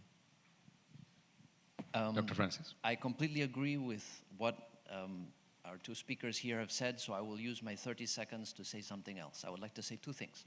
So the first is, I talked about how you had this nice complementarity between the logistics sector and this Netherlands Maritime Institute of Technology. I think more can be done with regards to electrical engineering in Johor. So you have UTM that is very good. Actually, I just 2 weeks ago met the head of Intel Penang, and she is herself a UTM graduate. But when we come to EduCity, you don't see a lot of focus on electrical engineering. Actually, the focus you see there is on automotive engineering. And Johor doesn't make cars. All of this action takes place in Selangor. So I would like to make a pitch for, if there are going to be more engineering programs, these should be hosted, number one. And number two, let's look at what we want to do. And the future, I think in the short future, is electrical engineering. Let's focus on that. The second point concerns the HSR. So I actually like Kian Ming's idea of an LRT. I think it would be more accessible and very interesting. So I will not take a point on whether the HSR is good or bad, but what I will say is, if it is going to be set up, there is an additional use that no one has yet talked about. And that is actually using the high-speed rail to move high value-added cargo. And this is actually already being done in Japan. The Shinkansens, they don't add any additional infrastructure. They actually bring in on gurneys and trolleys computer chips, ornamental flowers, fish, and they actually use the HSR or the Shinkansen for that purpose. Now, we've heard from YB Liu, looking forward. Yes, we've got Penang and Kulim, we've got KL, we've got JB, and you've got Singapore.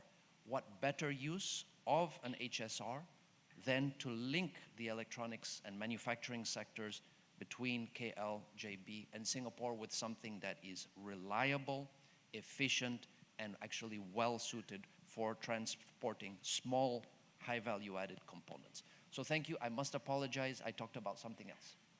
It's okay, thanks. Dr. Chua? Yeah, I guess I speak to a lot of the fund managers and the markets. So what they would like to see is Khazanah and Temasek comes up with a big fund, 30, 50 billion, and commit to that investment to develop the special economic zone.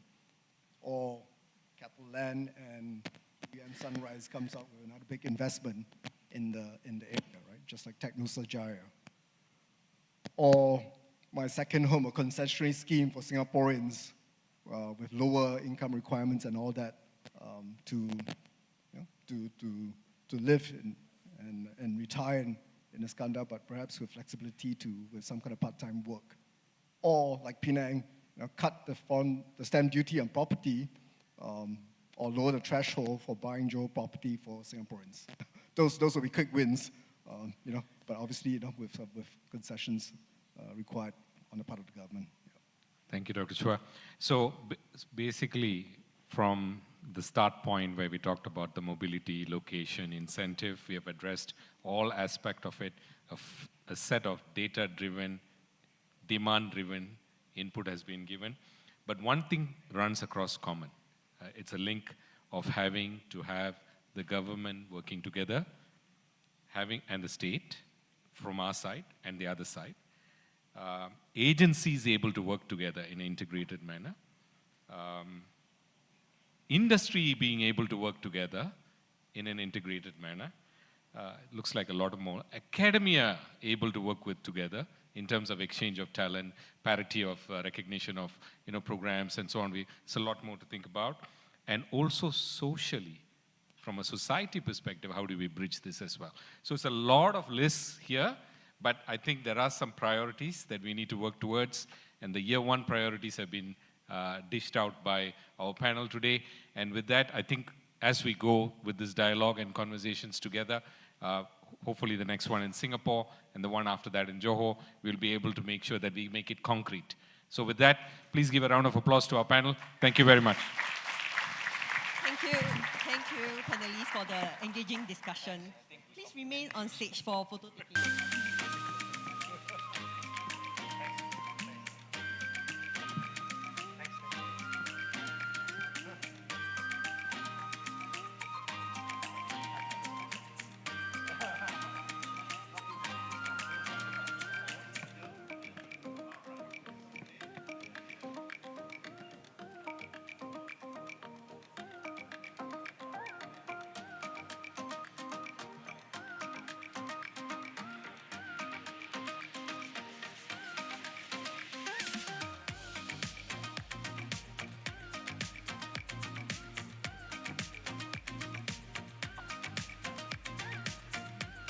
Thank you. For our next panel discussion, we'll be exploring the critical role of the infrastructure development in laying the groundwork for economic success.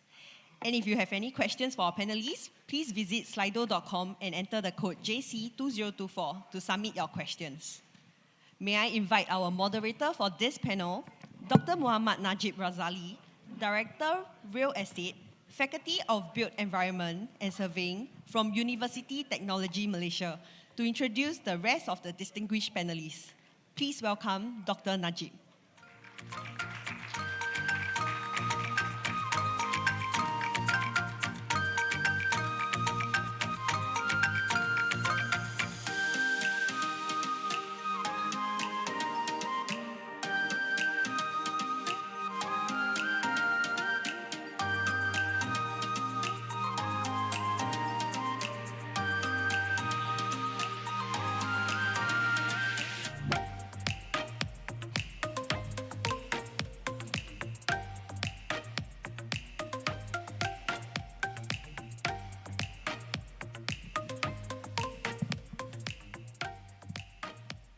Thank you very much, MC, and I would like to invite all the panels to the stage.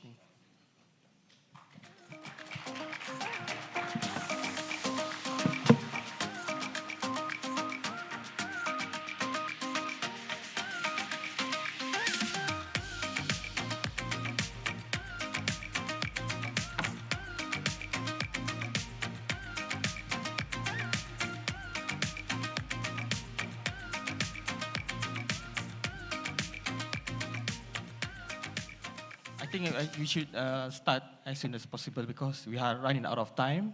Okay, I would like to introduce all the panels, or our distinguished panels today, because we are going to discuss the most, I think, one of the fundamental area in our effort to develop the JSSEZ. So the first panel is Yang Berhormat Dr. Haji Muhammad Nur Azam Osman, Mayor Johor Bahru City Council. Thank you, Datuk. The second one, our speaker is Mr. Saiful Azlan Ismail, Director Strategic Change Management Office and My Center for IR Energy Transition, My Digital. Thank you. The third one is Mr. Muaz Abdul Shukur, Chief Strategy Officer, JLN Group. And our panel of speaker is Mr. Tay Kok Chin, Chairman Smart Cities Network, Executive Director, ASEAN Smart Cities Council, SCC Singapore, from Singapore. Thank you very much for all speaking. So I will directly ask the question direct to the panel, because we are running out of time. Try to make it short and precise. Okay, the first one, this is our session will discuss on the infrastructure development, building the foundation for economic success. I believe this is one of the fundamental areas where all parties should cooperate and collaborate together to ensure this is just not the conversation, but also can become into reality. So we need to work hand in hand together, all parties, That's why we have all the panelists come from various backgrounds and from various parties. So the first one, so I'd like to ask Yang Berhormat Datuk, as a mayor of Johor Bahru City Council, so with the current spotlight of RTS and JSACZ, can you share the latest development in Johor Bahru and how MBJB is gearing up to reap the benefits of these developments? Bagi Datuk, Yang Berhormat Datuk. First of all, Assalamualaikum warahmatullahi ta'ala wabarakatuh. Very good morning. Thank you for actually giving me this special appearance as a speaker, as one of the panelists for this very important thing that's going to happen in the south of Johor. And I wish to imagine 100 years ago, we could have had this Johor conversation with the causeway being the game changer for Johor 100 years ago. Because now we are talking about RTS, which is another connection between Malaysia, Johor, and Singapore. As we know that if you look at naturally Malaysia is like the peninsula, which is the ends of Asia, and it appears to be like a dragon, where Johor Bahru is the head of the dragon, and Singapore being the Dragon Ball. And connected by that connectivity, which we call the causeway, and now we're adding more to get the whatever energy and whatever prosperity that comes out of Singapore through this RTS. So this is naturally not new. We have been closely as a neighbor. We got relatives across, and I think by adding on this RTS and SEZ, we'll add more action into the domestic economic scenario of South Johor. And being the mayor of Johor Bahru, I'm the gatekeeper. But I should not be selfish, because when you talk, I agree with what Liu Ching Tong just now, that south of Johor or the greater Johor Bahru area, there are several gateways that needs to be enhanced. If you look at, we have the second link in the west, we have causeway, we have 2 ports, I mean 3 ports, Tanjung Lansat, Pasir Gudang, and also PTP. And we have an airport, which is considered to be, to me, we should be enhancing more the role of Senai Airport. And we also have private jetties, which should actually connect between Singapore and Johor, and as well as Batam. We're talking the Sijori concept. And I was at the table just now. We've been talking about maybe a second RTS, if there is a plan. Because there were some good points being tabled out by Professor Ong Kian Meng, saying how do you connect the east to the west, Forest City to the city center. There was this plan that was done many years back, which puts Kempas as the Grand Central Station of Johor Bahru, which should intersect between the east and west, connecting Pasir Gudang to PTP, as well as connecting, now we have the double tracking, which is going to be ready by end of this year, and a commuter service being announced to start by next year. And with RTS being there in the end of 2026, we really need very much a dispersal system which connects all these gateway, all these important, located, designated investment areas, and creating more new urban township for Johor Bahru. So that is, to me, key and very important, and should be exciting if we can do this, and making this region, this SEZ, the southern region, looking on the context of it being the market to 500 million people around Asia, I would say that this is the best place to stay, and my job as a mayor is to make it more livable. Thank you. Thank you, Yang Berhormat Datuk. So I believe in the Johor Singapore Special Economic Zone, there are several council that need work together instead of Johor Bahru itself, Pasir Gudang, as well as Iskandar Puteri. So I believe all these three councils must work in hand together. So the next question about the infrastructure that I would like to ask Mr. Saiful Azlan, the Director of Strategic Change Management Office, and my Center for IR Energy Transition, My Digital, right? Because the question is,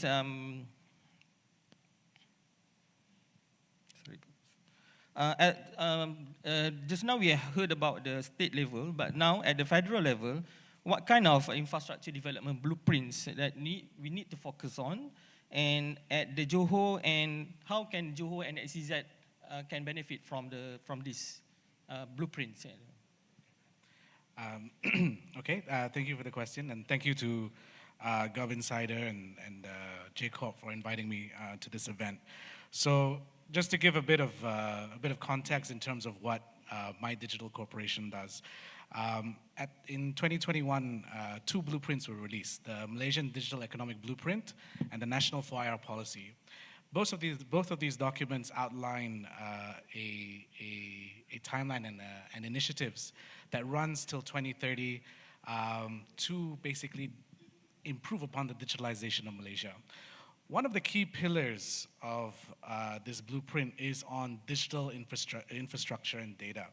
And within those areas, we focus on some of the key initiatives within there is 5G connectivity, data center development, as well as submarine cables, so that we can continue to deliver high-end quality services to the country. Now, at the moment, we've seen heavy investment within data centers in Johor, and I would say one of the critical infrastructures that we need to focus on as a nation to take advantage of the next wave of technology, which is AI. Malaysia, we've talked a lot about second chances today, and the real second chance for Malaysia, on top of all the other great infrastructure developments, is that we have the opportunity to build purpose-built data centers geared towards AI. And what this means is that we can develop something that's really prepared for the future, and also build the talent that we need to move in that direction for AI, as well as the entire ecosystem. So from the federal side, the areas that we focus on to deliver 5G, data centers, and submarine cables, because these are areas that will help to build these data centers. So this is also where there's a lot of opportunity for collaboration with Singapore as well. Singapore, at the moment, just does not have any more space for data centers. So there's an opportunity for us to work with Singapore to bring in further investment in data centers, to work with them to push their needs of data centers into our areas as well, especially looking at Sedana as a potential area for data center development. And this is how the federal government will continue to assist. The digital infrastructure and data sector cluster of our blueprint is critical to ensure that we get this right. Thank you, Mr. Saiful Azlan.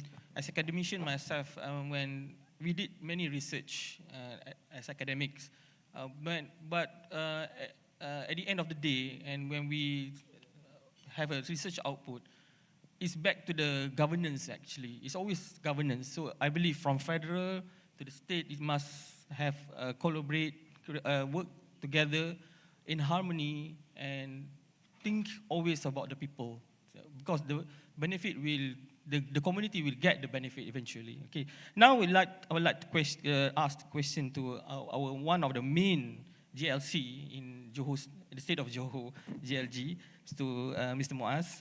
So in terms of, from the perspective of JLN Group, okay, what are the strategies being implemented that will complement the development of special economic zone from land and innovation aspects? Because we know this economic zone is not a new thing. It's like at the previous session has been discussed. Okay. The floor is yours, Mr. Azlan. Sorry, Mr. Muaz. Okay, so I think we are looking at this development with great excitement, right? We see it as the economic integration between the two countries and definitely will benefit the region. So as a group, just to update, I think maybe most of us, well, we are new in the market, right? JLG as an integrated real estate player was launched in the market. We announced ourselves in January last year. So the areas of businesses that we are in within the integrated real estate will be in the development side, with residential, commercial, and industrial properties. We have our IFM business, we have our investment business, as well as the new division that we are creating will be the infratech business. Yeah? So I guess if we're talking about the strategies that we are focused on today, it's firstly about integrating these businesses, whether it's the operating systems, the group customer view, so that we can offer comprehensive services to our customers that's coming. Obviously, there's a lot of improvements that we're doing in capabilities, building new capabilities, digitalizing the business, as well as encouraging more innovation across our teams. Yeah? We are starting to use big data and looking at, for example, data sets involving demographics, people movement, as well as economic activities to refine our strategies on our developments, like IPTEC, yeah, and IIBD. Also exploring digital twin technologies for us to look at development, right, connecting with partners and vendors, as well as also use the data for us to look at the next stage, which is the operations and the management of those facilities. Yeah. There's quite also, a few also improvements that we are seeing in our product development. On the residential markets, we are already offering sustainably designed homes that's integrated with smart home facilities. You know, also offering renewable energy options like solar, EV charging ports. On the industrial side, you know, we've talked about data centers. So, you know, there are urgent requirements for fiber connectivity, for renewable energy, especially. As a response, you know, we've already operationalized our JLG Infratech, which are looking at areas of fiberization, renewable energy, as well as water, because these are very important requirements.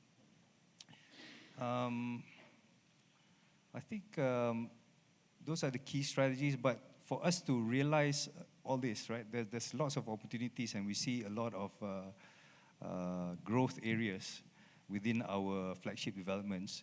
The way that we are approaching it is partnerships. Yeah? So of course we are very thankful to the state and federal government agencies and ministries for the strong support. We're also continuing to develop partnerships with capability and solutions partners.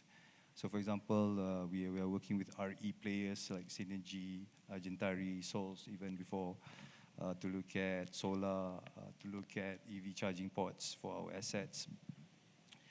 And we're also going to grow the ecosystem, hopefully, yeah? When we see the requirements of the future customers, that's going to be coming from the gateway, yeah?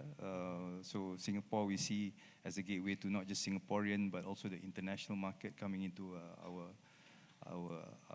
areas. It's also about looking at capabilities on applications and services layers on top of the infrastructure that we set up. Right? So for example, if you're looking at residential customers, there's smart home solutions, there's energy efficient appliances that they could require. Right? So this is beyond our traditional physical products. It's complementing our physical assets. Yeah? If you look at the data center players, for example, they have requirements, again, in ESG compliance, of course, in operational efficiencies. So these, again, you know, partnerships that we want to strike so that we can offer comprehensive solutions just on top of our physical assets. Yeah? So with that, you know, I think just to round up, I think we have lots of opportunities for growth within our flagship developments, and you know, to anyone, our friends in the room, we're happy to discuss exploring these opportunities. yeah, I believe there's lots of opportunity with this new incentive and the new what do you call it, the more policies, because I believe there is some connection between JLG itself, because you are dealing with land which under the jurisdiction of the states, okay, and then the policy on the which the recent technology which blockchain, AI, and big data also can play a big role and significant role. Now maybe we can have a view from our neighbors' perspective, Mr. Tay, on the. Can you share about the digitally twin smart cities framework that can be implemented that could benefit in our state of Johor? Yeah. Thank you. Good morning. Before I answer your question, let me explain a bit about the background of where I come from, right? So, I am from Singapore right now. But I was born Johorian. All right. So, so this Singapore-Johor partnership is close to my heart personally. Now, the digitally twin smart cities puts a different perspective to infrastructure development that is digital, which means that Johor's development and economic development actually goes beyond Singapore. Because to be digital, you connect to the world. So I look at digitally twin smart cities is a concept that I wrote an article to connect cities and residencies in West Java, to connect 5 regencies and cities to Bandung. That was in 2019. So now, of course, with Mayor Noruzam, who was with me 2 weeks ago in Singapore, we're going to extend that to Johor. And our partnership, hopefully in time, will be with the Johor Economic, Tourism and Cultural Office, JETCO, whom I had the privilege to meet with the chairman twice. So the digitally twin smart cities is now an extension, an international extension of the concept of linking up Johor together with Singapore to the world. What does it mean? First, there will be different levels of development. First, you must have stakeholders, a task force willing to connect. And I like what Professor Ong said. You must have trust. To build global partnership, you must have trust. Secondly, you must develop innovation. And that's why the partnership with Johor will be about how do you drive innovation as part and parcel of our partnership built upon trust. And thirdly, we want to showcase what we're going to do. So the digitally twin smart cities is right now in its early stage of conception. We would like to see how, through the branding of Singapore worldwide, that we will also mention Johor as an extension of the greater Johor partnership with Singapore. Because Johor will never be represented internationally, because Malaysia is a country. So through Singapore, I hope in time to come, through our network in ASEAN, and our network is really global. I represent Smart Cities Council, the world's largest ecosystem of stakeholders on smart cities. And I would certainly hope to realize perhaps the net zero industrial park in Johor. So that will be my take of it. It's really an international extension to a concept that was developed 5 years ago. Thank you. Thank you very much, Mr. Tate. So I believe there will be a spillover effect from the smart city that being developed in Singapore together with in Johor. That mentioned in the first session just now by Dr. Hutchinson, we have my university, University of Technology Malaysia, that have a lots of smart cities research. We've been, being awarded by the federal government, actually, the research grant. So maybe, yeah, we can exchange the knowledge, especially not just being on the physical development infrastructure itself, but also the knowledge itself. Okay. Then I would like to bring back the question to the Yang Berhormat Dato', our mayor. And because under this initiative, JSSEZ, because we have so many 16 economic sectors expected to give the economic spillovers to the people, okay, to the communities, especially in the region area. So, say for example, electronic, medical, pharmaceutical, aviation, chemical, logistic, healthcare, agricultural technology, creative industry, halal industry, and manufacturing. Can you share, Yang Berhormat Datuk, that in the short term and long term plans, how can Johor Bahru City Council can support all these sectors? Yang Berhormat Datuk. Thank you, Dr. First of all, I think the ease of doing business is key in encouraging investments to happen in Johor. And we have come together as all the 4 local authorities in the greater JB area to actually establish the JB Fast Lane, which actually, number one, there's a short-term initiative to expedite and facilitate approvals, which normally takes 99 to more than 100 days to approve for investment to a period of not more than 30 days. This is the commitment that we have actually done and given up to the level of issuance of the business license. But all that is all subject to the applicants fulfilling the proper forms and application for us to actually expedite and approve. And that's the short-term part. I think when we talk about 16 sectors, we cannot run away from talking about data centers. And we know that people are too hyped about data centers in the JSSEZ, but I'll be very open and I'll be very open to say that in my area, Johor Bahru, we only have 2 proposals being put in. Our main issue for data centers is the issue of power and water. And I would like to see in the long term, if really data centers becomes the enabler for robotics, for AI industries, we should actually look at whether it's private or public partnership or the government themselves, focusing into the issue of putting up these salination plants for cooling purpose for industrial needs, as well as looking at possible industrial park developers to actually do cogen plants to further enhance and provide the need for this kind of industries. And I would agree with Dr. Francis just now, mentioning that during the Iskandar time, manufacturing is key. And I think those infrastructures for manufacturing in JB is there. And I have, in my area itself, for Johor Bahru, I have another 3,000 acres of undeveloped industrial areas for manufacturing or for industrial park. And it seems that I thought I was the smallest. We are actually bigger than Iskandar Putri in terms of the possible potential for industrial parks. But my only issue is we don't have enough water, we don't have enough power. But areas which can be looked at as potential for powers and water is actually Pasir Gudang and Kulai. But that's beside the point. When we look at really being hyped about promoting investments, to me, as a local authority, it should not be at the expense of the local, at the expense of the domestic needs of the people.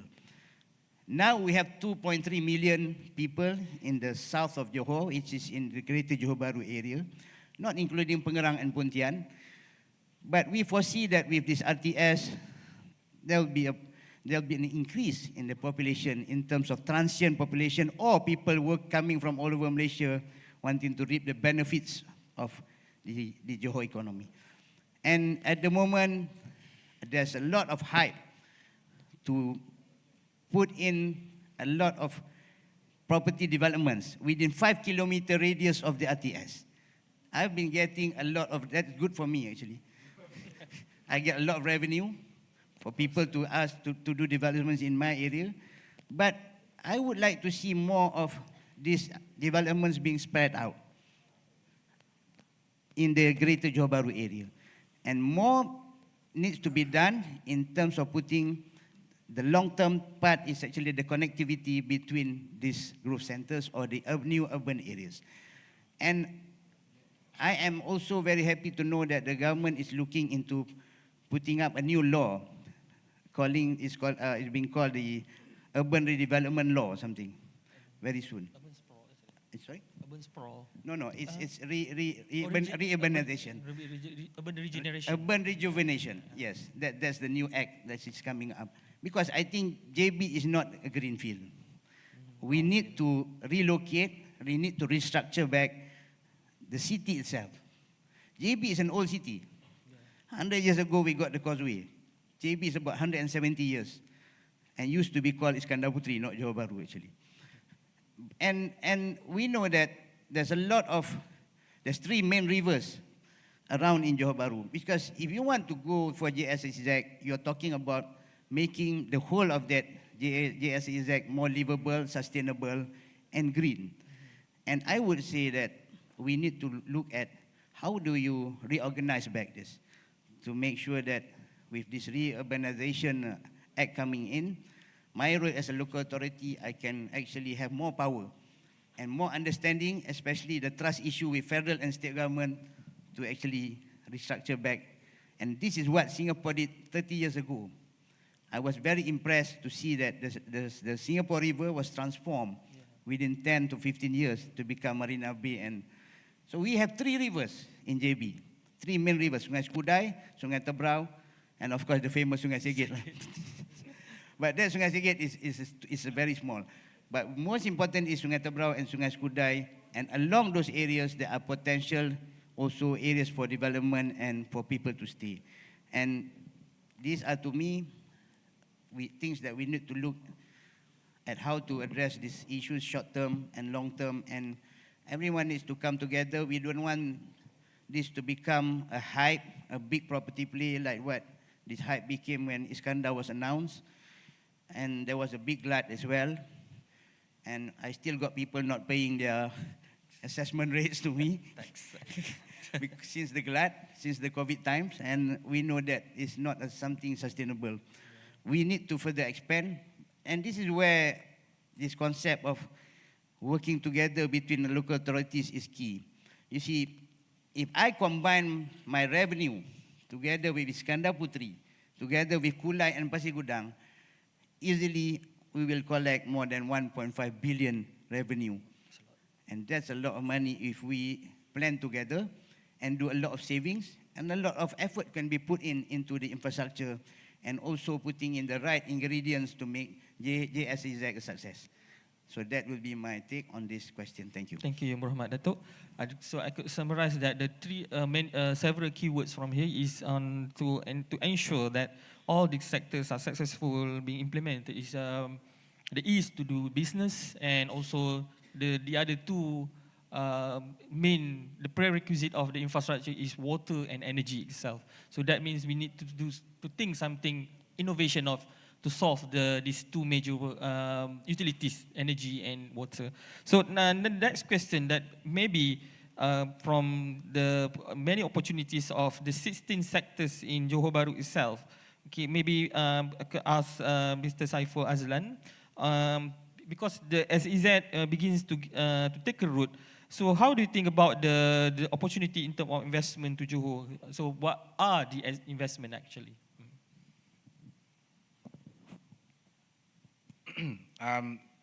So thank you. So in terms of investment into Johor, on that question, I don't think I have the right view to look at that from an investment perspective. From a digital perspective, though, when we're looking at what Johor can reap in terms of investments, is within the different tech plays that's happening within the region and globally. When I refer to that, I refer to, again, data centers, yes, but also the wider ecosystem that can take advantage of that. The whole point is, at least, we don't want to build just data centers for the sake of building it. And what happens is our local talent or our Malaysians just end up running data centers. There's no value within that. But if we can bring in investments that can help to uplift the entire value chain from data centers straight through to the companies that maintain the data centers, but then also to the research and development into new AI frontiers and technologies, and actually upskilling Malaysians in this regard within that space. These are the investments that I am much more interested in. And that is something that I think we need to keep an eye on as well, because as Dato said as well, it's for Johorians as well as Malaysians, we don't just want to short sedila and just build all these things, but we don't prepare our people for this as well. Yeah. I think that's the role of human capital itself. To our institution, universities, polytechnic, other education institutions need to play a role in order to prepare the people itself to get ready of the new technologies such as AI and everything. Okay? And then the next question, may I ask Mr. Muaz? So in the next 5 coming years, again, we're talking about future. Okay, what the development that we can witness in order to ensure the success of this special economic zone in Johor, and how can actually benefit both Singapore and Johor itself?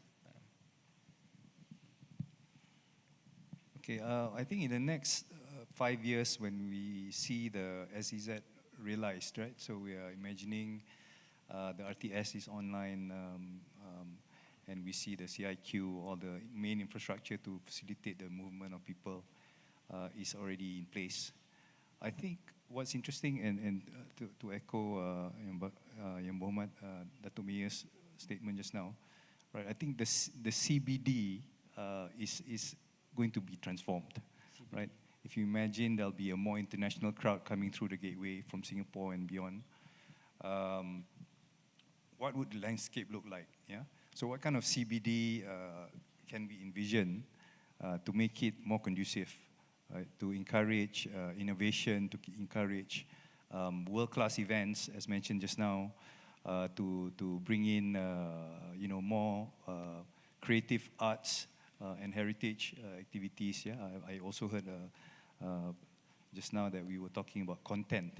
Yeah, so what's important in a real estate place is not just about the physical aspects of it, but also the content within it, right? How do you also implement placemaking activities to make sure that the community there thrives? Yeah. So this is in relation to a project that we're working on with MPJB right now, which is the Iskandar International Business District. Sorry, Ibrahim International Business District. I apologize. Which is IIBD. Yeah. So this is the zone, 240 acres CBD area, which is right opposite the CIQ and the RTS. So it's a rejuvenation project that we are taking to basically design spaces and clusters that suits different activities, as mentioned earlier. It's also going to involve the rejuvenation of the city, the facilities, probably looking at refreshing the commercial space to benefit the local businesses, as well as bring in more global brands, right, for the market that is to come. So this is one, I think, that we are hoping to announce. We'll be launching it, inshallah, announcements sometime later this year. But yeah, I think on top of that, besides that, I think the spillover effects, I think, is what we want to look forward to as well, right? With the growth of investments, with the growth of new businesses and sectors into Johor, I think the ecosystem will benefit. One, we talked about talent, right? But also the ecosystem that supports the local businesses and SMEs. That will be, I think, what we look forward to. Thank you. Yeah, I believe in 5 next years, we have many anticipation. We want we want to Johor to look better, and then we like to work close together with Singapore. So I just watched the AI movie last 2 days. the actress is Jennifer Lopez. So in 5 years' time, there will be lots of drones and droid and kereta terbang as usual. When we think about the future, it's always kereta terbang. So maybe we can become more practical, not just dreaming about the kereta terbang or flying cars, but also at the fundamental aspect like how we can create the in terms to close the gap of wealth actually, because it will give benefit to the community itself, because the community needs to be happy to living in Johor Bahru. Okay. Okay, then maybe I would like to ask Mr. Teh from the Singaporean point of view in terms of digital infrastructure. As we can see, Singapore is very successful in terms of digital infrastructures. Okay, that they need to place that can make JB as a smart hub of a success in terms of everything ecosystem. Okay, so the smart hub concept is really at the city level of the digitally twin smart cities. So the number one condition for any city to be smart is that the state and the national government must first decide that smart city is an important development strategy. That's number one. So when Singapore ex-Prime Minister Lee Hsien Loong launched Smart Nation in August, or not launched, but rather announced Smart Nation in August 2014, 10 years ago, he showed the Rio de Janeiro Operations Center. All right, I was with IBM at that time. It was an IBM showcase. So last week, I had the privilege of visiting Johor. I met with the Plan Malaysia Johor, and also was hosted by the Johor Bahru Integrated Operations Center. I was impressed on two fronts. First, Plan Malaysia Johor has a plan for Smart Johor, whereby they will create a Johor Urban Observatory. And that in itself, having visibility to all of Johor is a smart hub by Plan Malaysia Johor. Second, the Johor Bahru Command Center, the integrated JBIOCC, is to provide situation awareness of the whole of Johor Bahru. And I hope it will be extended to Greater Johor, Johor Bahru. And that provides situation awareness. What should it do? So the smart hub should achieve 3 goals. Number one, and for what we intend to do is to attract investment into Johor. So first, it must have pockets of area where investments are to be attracted, number one. Number two, it should provide safety and security for the entire city. Thirdly, it must provide the opportunity for businesses to leverage off that GIS capable platform, whereby they will deliver value to their customers and to other businesses and to other people worldwide. So the Smart Hub is a center of excellence whereby Johor Bahru will have a chance to attract investment from not only Singapore, but from the world. So an example, I received an email from the Transition Energy Partners. It's headed by BlackRock. And one example of that, they have a project in America at the moment, 600 over million to $1 billion US investment of transition energy. So the question is, where in Johor can I do that? That is what a smart hub is supposed to do, a center of excellence to incubate innovation, to then allow investment to be pumped in to provide local jobs so that the Johorians will be involved in such opportunities. Thank you. Thank you. Yeah, I believe there's lots of things and effort need to be ensure that Johor can become more international city, and there is lots of infrastructure that need to be prepared, not just physically but also in terms of the plan itself. I would like to take some of the questions from the audiences from Slido. I would like to ask maybe this question to Yang Berhormat Datuk because it's related to the Johor Bahru itself. So this is very interesting. JB Town Centre is a super quiet at night with not many places to chill and wind down. So do you agree with that statement, Datuk? Okay.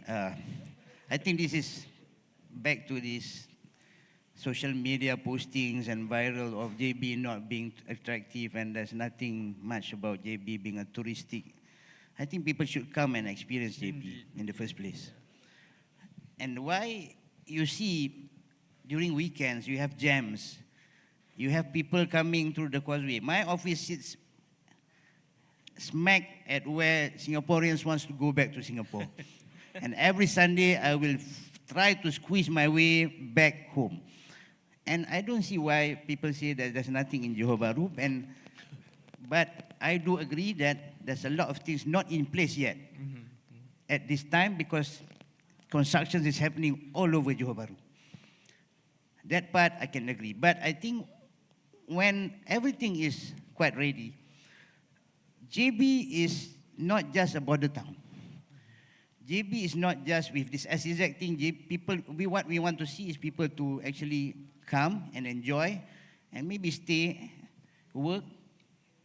As the tagline says, work, live, and play in Johor Bahru. And I think looking at Johor Bahru city itself, of course, it's an urban center, but there are a lot of attractive places around Greater Johor Bahru and also outskirts of Johor Bahru, which we should actually be looking at.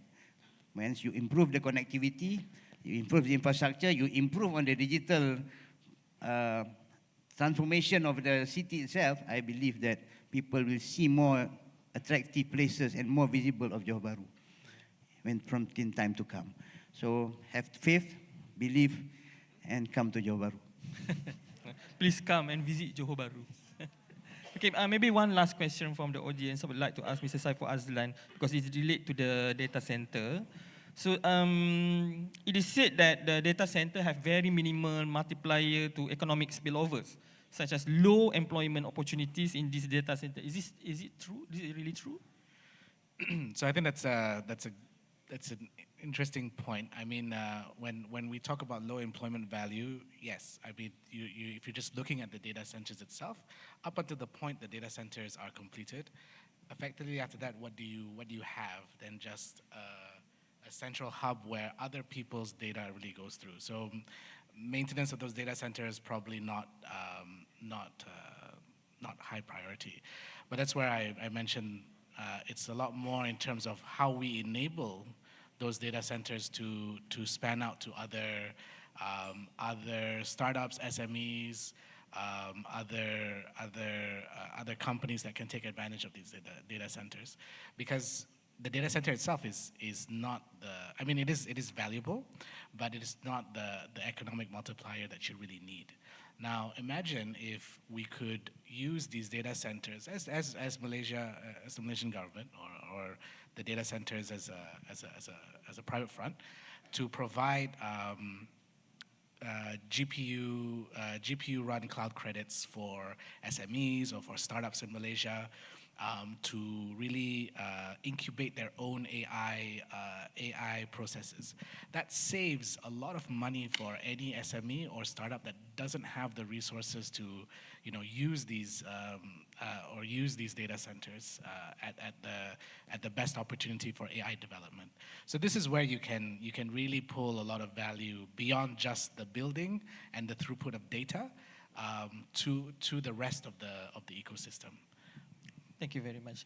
I would like to end the session and thank you very much to the all panel. I believe there is lots of Malaysia, especially Johor, can offer so many things, and I believe Johor Bahru itself, Datuk Mayor has a big role as a mayor in this very important city, the second city for the Kuala Lumpur, and complement, not rival, but complement to each other because as Malaysia we work together, and also as a JLC for the states, JLC, JLG have a very important role, and of course from the technology side, the data center is a big new investment opportunity, and also we have friends in Singapore that I believe would like to always to help us complement and share the knowledge together with us, not issue. I hope there will more and more discussion and event similar like this in future. Then thank you very much, and Assalamualaikum warahmatullahi wabarakatuh, and good afternoon. Thank you, panelists, for the insightful discussions. Please remain on stage for photo taking.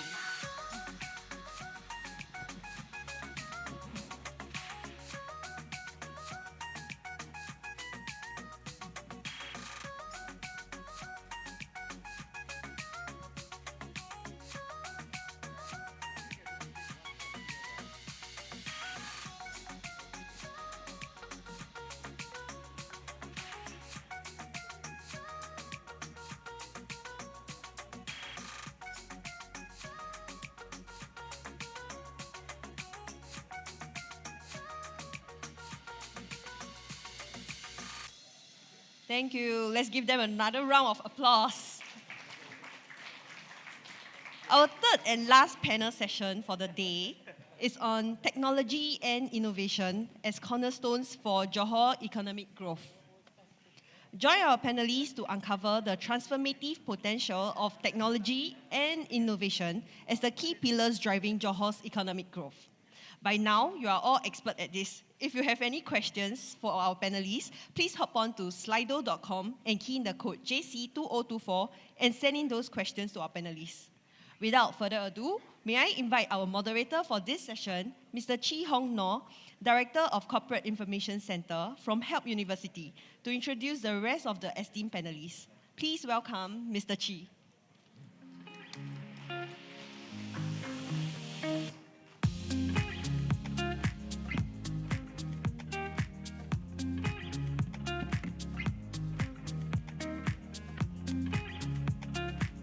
Thank you.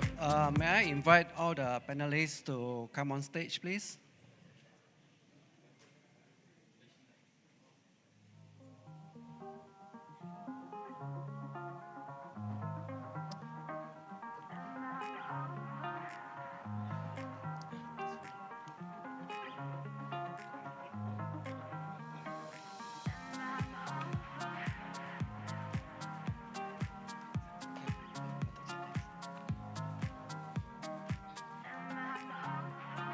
Okay, today this is the final panel session for the day.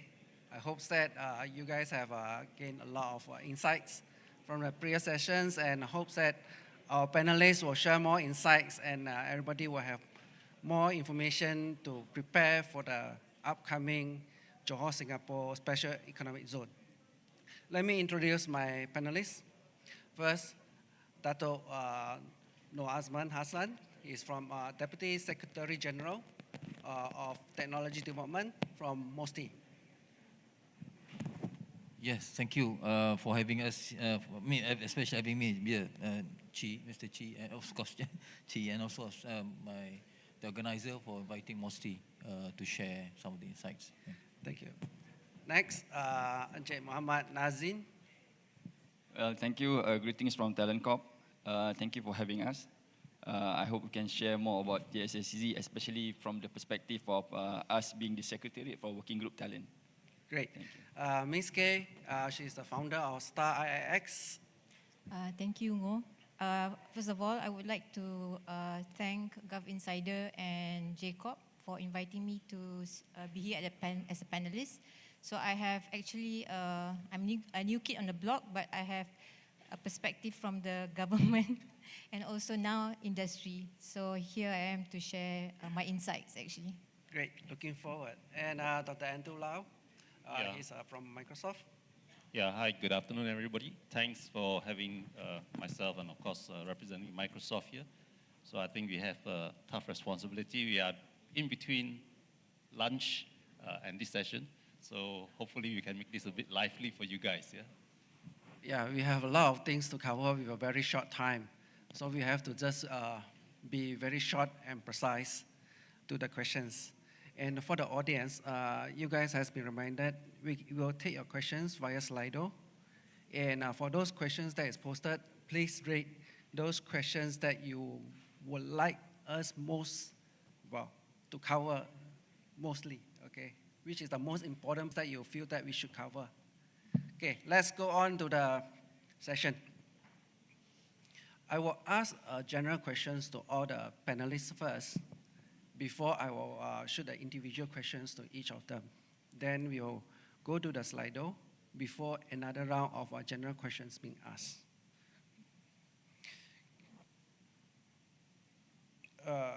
What opportunity do you see arising from the Johor, Singapore Special Economic Zone? And how does this translate into benefits for Malaysia beyond Johor? Yeah, thank you. From that general question, I think we, coming from the perspective of technology and innovation, and because technology innovation cuts across many verticals and many stakeholders, and Mosti being one of the members of the the current working group in regards to Iskandar and Johor, Mosti is in charge of the innovation working group. So together with the counterpart, MTI in Singapore. So when it was announced, the Special Economic Zone, a lot of these are actually in line with how we should be able to take advantage of both countries' interests in furthering the application and benefits of utilizing technology and innovation for increasing of economic outputs and outcomes. Now, to take for example, when there is businesses engaged, there could be as impact as the normal small companies, including startups, to as high as a lot of other big potential benefits in terms of cross-border trade. The utilization of applications of technology and innovation is enormous in this regard. So when we talk about startups alone, there are, as you know, Singapore house a lot of potential, world-renowned nowadays anyway, and for startups that has become unicorn in nature, in size. And in Malaysia, we are promoting and we are encouraging and trying facilitating startups to grow as well. And having this, special economic zone, where startups, tech startups, here we're talking about, can actually share and ideas and partners, as well as maybe perhaps talent across borders. So this, and also the other benefit of having this special economic zone, as mentioned just now earlier, where we talk about cross-border trade, for example, then the use of technology in allowing, speedier, so to speak, movement of talents, or if you want to say workforce, then you can use that as well. How do we then encourage the use of applications of technology like customs clearance and immigration clearance and the move of talents across borders? So, for example, when both customs department of Singapore and Malaysia has already engaged into one kind of understanding to increase or enhance the way trade between two countries. The use of blockchain technology, for example, can be discussed, where the flow of goods can be tracked, and then the smart contracts between suppliers and exporters and importers can actually be improved further in terms of its security of flow of information, as well as how approvals and processes can be expedited and be surely be covered under that. So a lot of opportunities in this special economic zone when it was announced in regards to, especially when coming from the technology innovation point of view, the applications of those. Thank you. Yeah, sounds like we can actually use the special economic zone as an ecosystem and to support not only Johor, but the entire nation and beyond. Yes. Okay, thank you. From the perspective of talent, basically there are 4 challenges that we have identified at national level. Number 1 is about the creation of jobs. We are talking about creation of skilled jobs. We have around 4 million over 5 years in terms of skilled workers being created. But the availability of jobs is basically 2 million. So that's the first challenge. Second challenge is always about mismatch. And also about industry readiness. I think the last challenge would be about retention, and this is a big issue in Johor. Whenever I go around and meet with manufacturing companies and also, companies per se, they'll be talking about how best can we attract talent and how can actually government assist us in retaining talents. And I think with this SCZ coming, being proposed for Johor, this is one of the ways probably on how best can we create more opportunities and we can address all these challenges. I can see that from the perspective of talent, at least we can see a lot more investments, which will focus more on a high value production model. I think that will be the best way to address the shortage of jobs for those graduates. In Johor, you can see that a lot of them are crossing the border to Singapore. And I spoke with one particular company. They said we have invested a lot in terms of preparing talents from investing in trainings, investing in uniforms, getting all the certifications and all. And the next thing you know, they are in Singapore. So I think by having more jobs being created, especially we need to do away and deviate from just getting investments into Malaysia. We should not just look at the quantity of it, but rather the quality of it. And we are also being guided by the roadmap that the government have introduced, for instance, NIMP. And you can see that from one of the targets under NIMP, we would like to address the low labor force participation rate for women.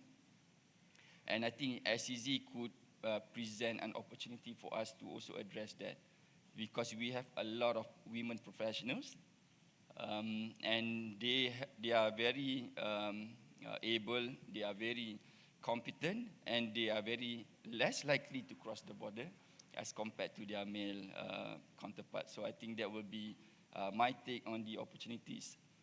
And I think the benefits of it, of course, definitely we can address the talent shortage. And this could also mean we can review our curriculum better.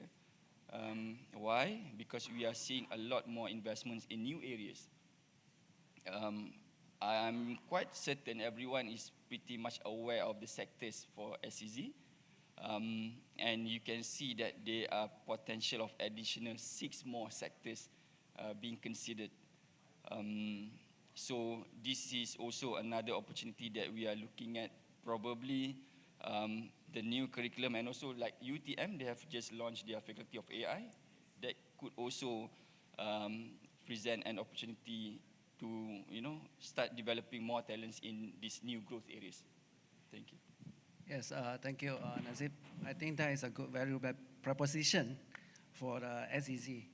Okay, next, Ms. K, what's your take? Okay, thank you.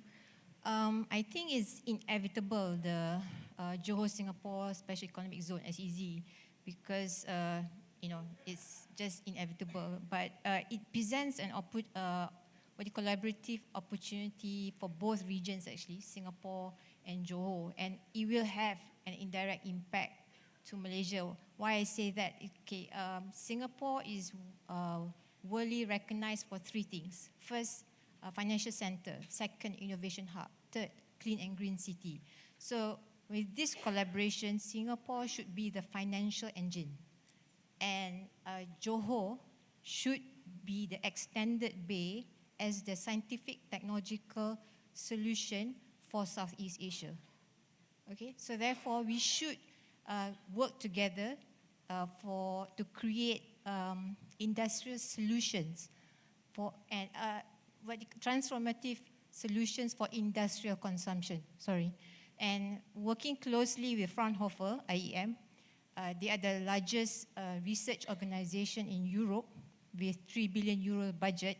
What they do is basically they do transfer knowledge, okay, applied research from universities to the industries. So if we replicate that with working with the universities in Singapore and also Johor, bring this state-of-the-art sciences and technology to industries to create new products and solutions, it will increase Malaysia's GDP and thus increase GDP per capita. Currently, Malaysia's GDP per capita is only USD 12,000 and Singapore's 83,000. With this production, you can increase it.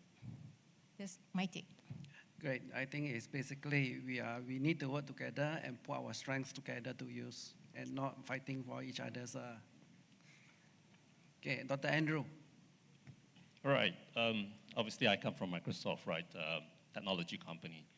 When we look at the investments that are going down in Johor and the formation of SEZ in Johor, we are certainly very excited.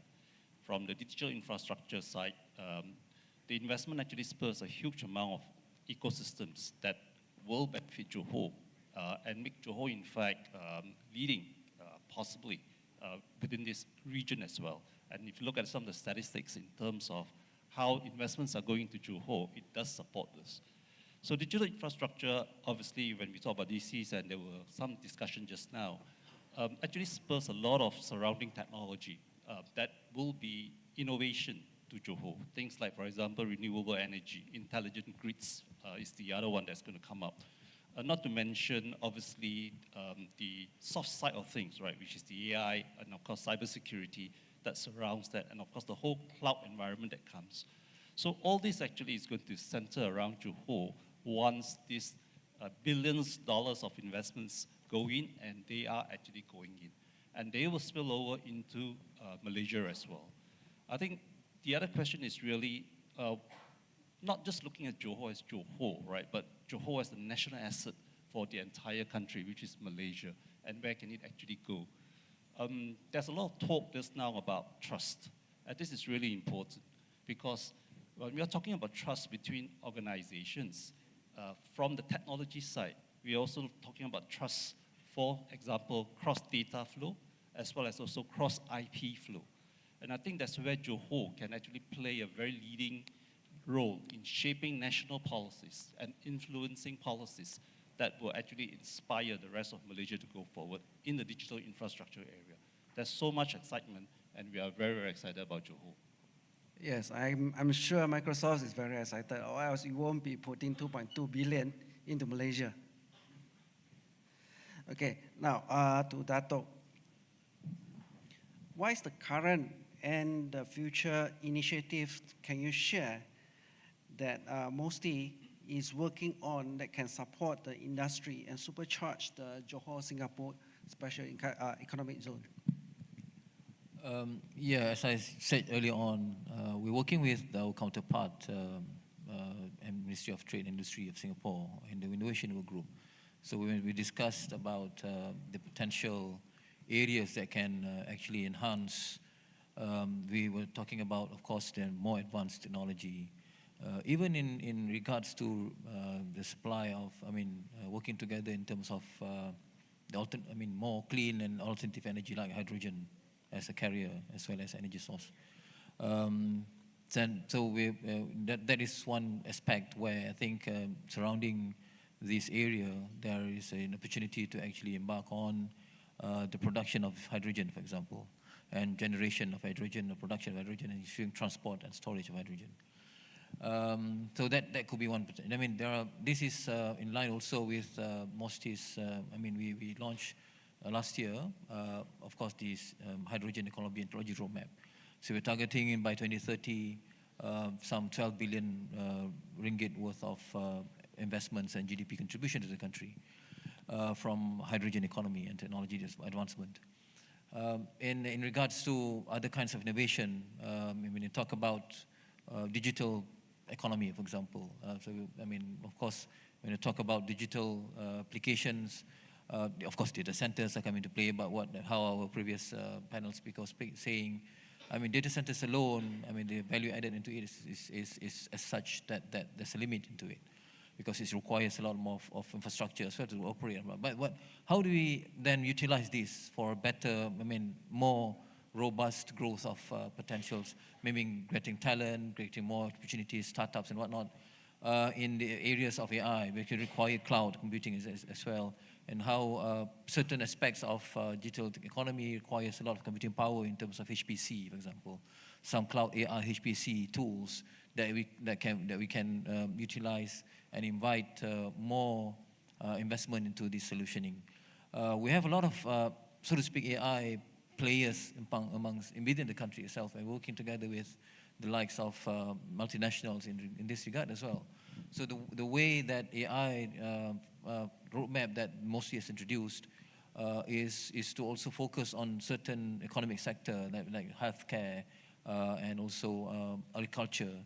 So the surrounding area of this Johor Special Economic Zone is into that. So a few months back, there was this nearby announcement of biotechnology-related areas. I think I can't recall the way, but it's in Johor. So biotechnology is one aspect that under MOSTI's biotechnology policy 2.0, we're targeting 5% of GDP to be contributed by bioeconomic activities. Like for example, the production of, again here, for example, the production of energy source in the likes of renewable oil from microalgae. And also the way that, I mean, a lot of biomass resources are within the surrounding areas of this special economic zone. So a lot of the way that MOSTI is, I mentioned just now, hydrogen, mentioned biotechnology, I mentioned about healthcare, AI. These are the areas that have been at the forefront of interest among investors, amongst technology players, amongst, so to speak, technopreneurs to work onto it. And these are being supported by MOSTI through our, for example, our venture capital fund of funds and the MEFCAP that will support the establishment and with companies. We've introduced also, you're asking me about, of course, the initiatives. We've introduced the Malaysia Venture Capital Roadmap during KL20. So we have rolled out, the way that the venture capital should grow, and how do we need the 106 or 116 numbers of venture capitals in the country that will support the growth, including the areas in the special economic zone. So, in short, what MOSTI's initiative have been shown is we've outlined our roadmaps in certain, in very specialized and highly potential for economic improvements, enhancement in the likes of AI or hydrogen, biotechnology, and so on and so forth. We also have this support in terms of facilitating startups to our super roadmap, startup ecosystem roadmap until 2030, as well as the venture capital roadmap they've just launched a few months back at KL20. I think it was in April. Yeah. So these are crucial elements that will support not just, of course, special economic zones in Johor. This is where we see this should also be able to be reaping the benefits out of these roadmaps and interventions that we have laid down. Thanks. Yeah, it's actually for the entire nation, so to speak. And I believe that a lot of talents actually required. Okay, Mr. Najib, this is a question for you. Okay, what are the type of talents that we need in the SEZ? And what can be done to draw a strong pool of skilled workers into Johor and subsequently the rest of Malaysia to support all the plans that has been laid out by MOSTI? That's a big question. And I think without SEZ also, that's already a big question. I think from the perspective of Talent Corp, to attract talent, for this particular reason, you need to create reasons for SEZ to become a destination for talents.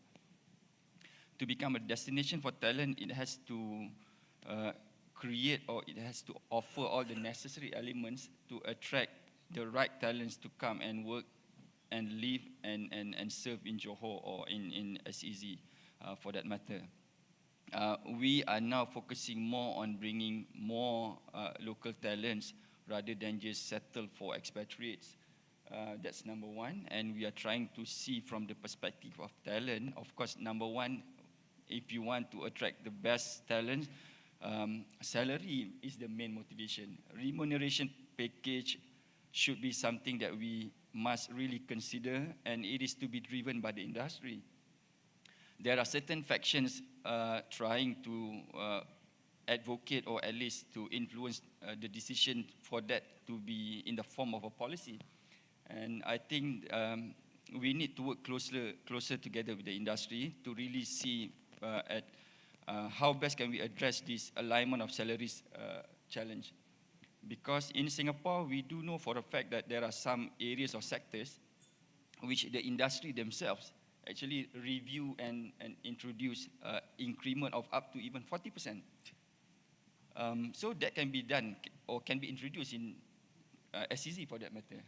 Then you can attract the right talent to that particular location. And we are also looking at from the perspective of probably in terms of housing schemes or maybe vehicle ownership. And of course, there are also other elements to be considered by them. I mean, we are drawing references from our experience of doing returning expert program, bringing back Malaysians from abroad. Bringing back Malaysians, we are not just talking about bringing individual back to Malaysia. You are talking about bringing back the whole institution back to Malaysia. So you need to address the unique challenges faced by them. Meaning, if the children are actually experiencing or getting good education system abroad, you must also put that into consideration. Probably that could be one of the elements that you would like to introduce in SEZ. And if the spouse is actually enjoying certain, standard of lifestyle, maybe, I don't know, sometimes people say whenever there is a Starbucks, it means something. I don't know, maybe you can attest to that. But the fact remains, we need to look at it from the holistic perspective. One, of course, you need to make it as a destination for talents. Second, you need to approach this from the perspective of bringing the whole institution to serve and be part of what is happening around in special economic zone. And of course, we are being guided from by the sectors that we have already identified. And you are looking at areas which are quite nascent for not just Johor, I think Malaysia. So for nascent industries, you don't have much information on what are the critical skill sets required for them. So you need to really go and get it from them. So we have quite a number of programs in Talent Corp. One of it, we have this critical occupations list, where by having this list, we are able to ascertain the kind of occupations which are currently highly in demand in that particular area, and what are the skill sets required. And from the strategic perspective, it can also be used on, our effort to probably review our policies, in fact. Recommend for that policy recommendation.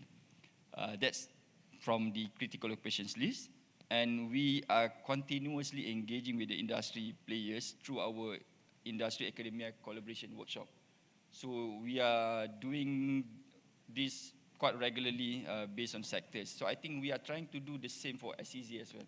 So we can have better idea, we can have more information, then only we can develop winning strategies to attract talents to come and be part of SEZ. Thank you. Okay, it sounds a lot of things that need to be done. I know that sometimes salary is not a determining factor.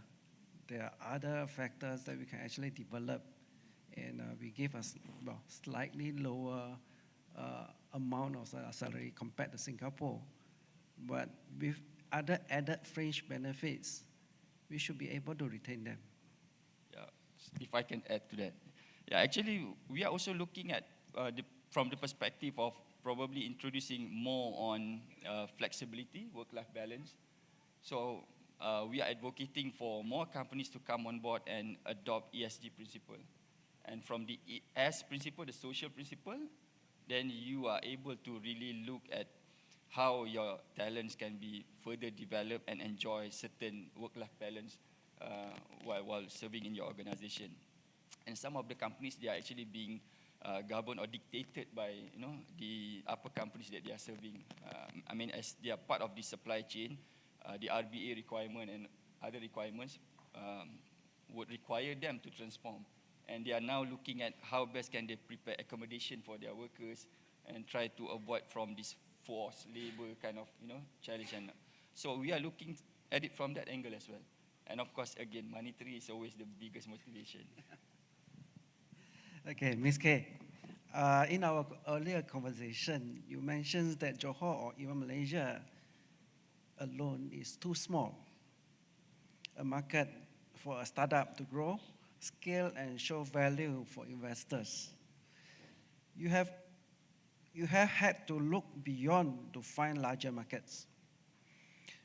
Will this special economic zone provide that springboard into the larger ASEAN market, or soon to be the fourth largest economy? What's more must be done? Thank you. So this is basically the insights from the proof of concept accelerator I did last year together with Fraunhofer IEM and funded by Meranti.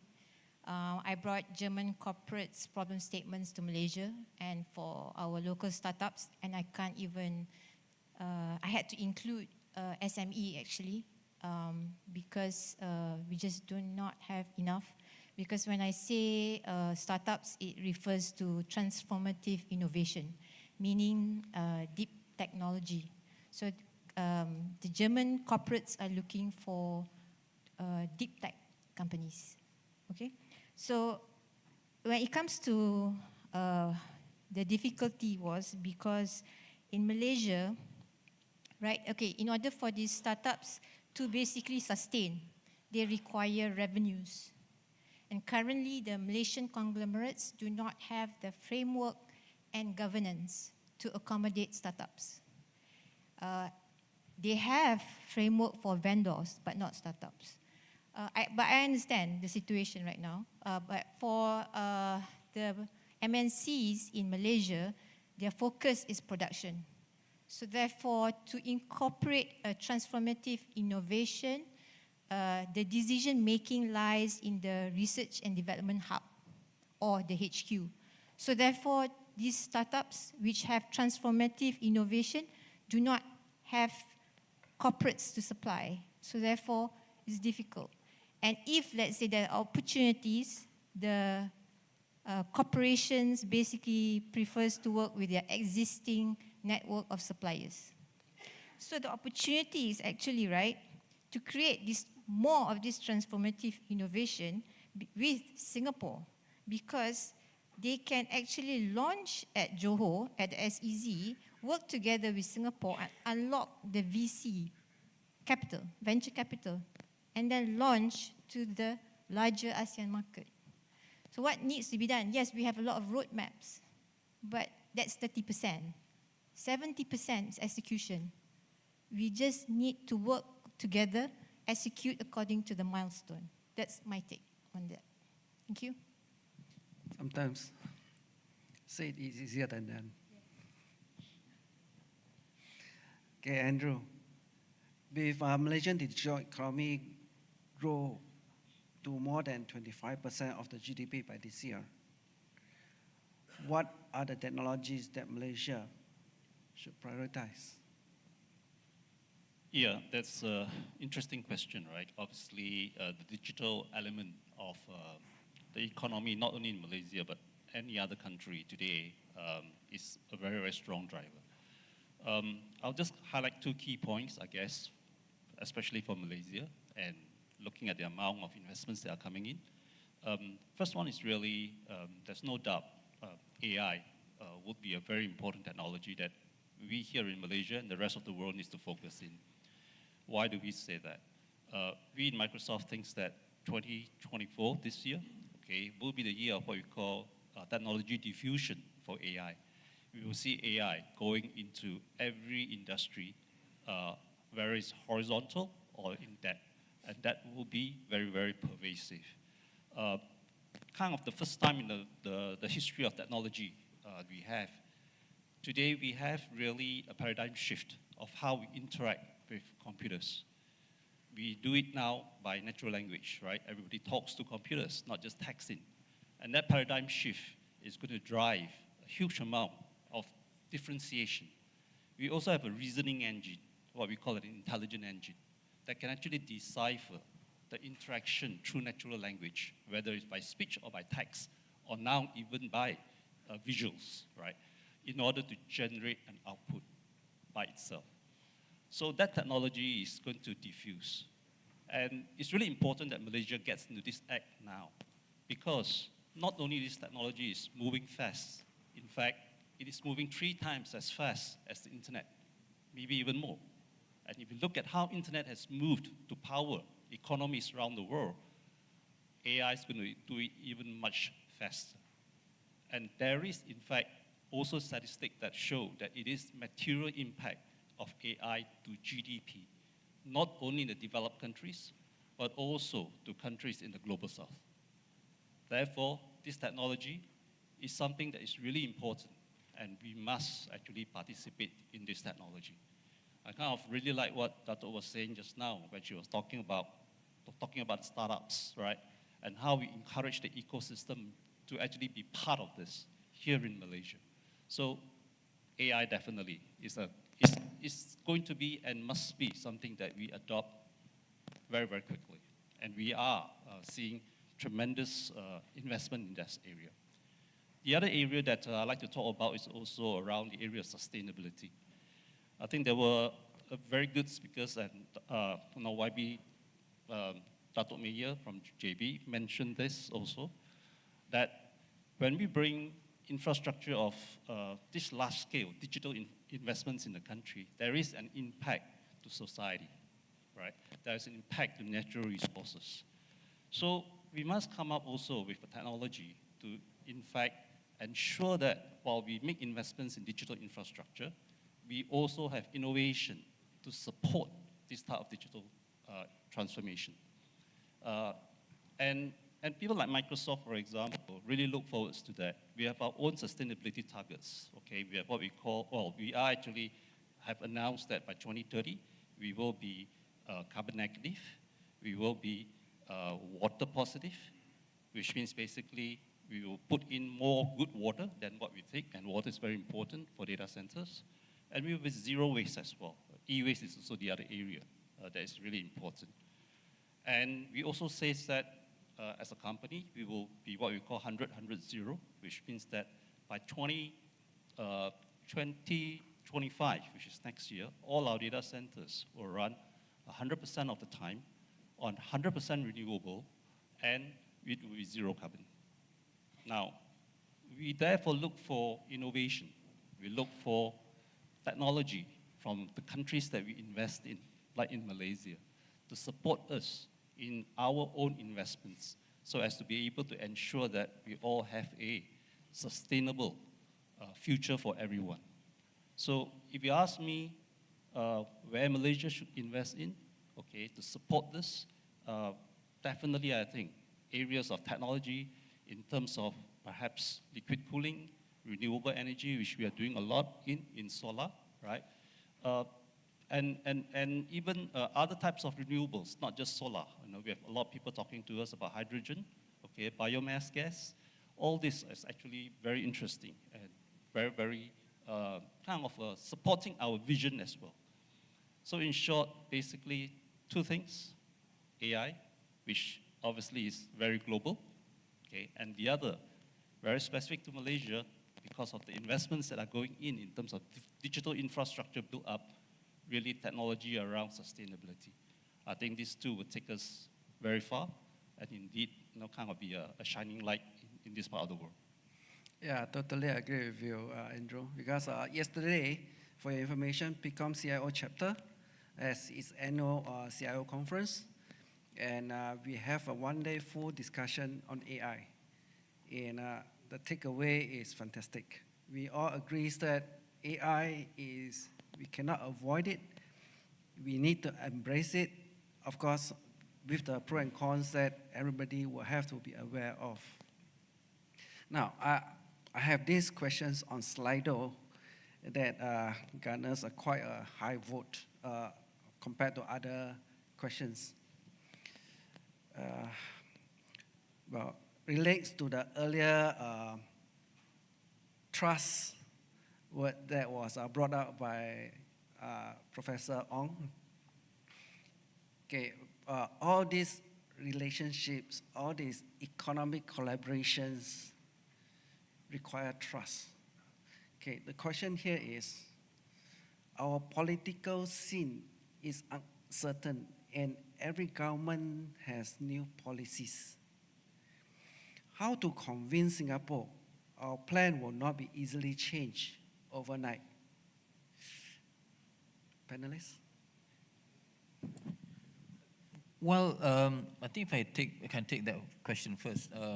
So when you talk about all these policies, let's take for example the new industrial master plan, or even at MOSTI we have a lot of roadmaps, and specifically we communicate all of these plans and policies even at bilateral level. I mean, even when we share, for example, our national science and innovation policy that we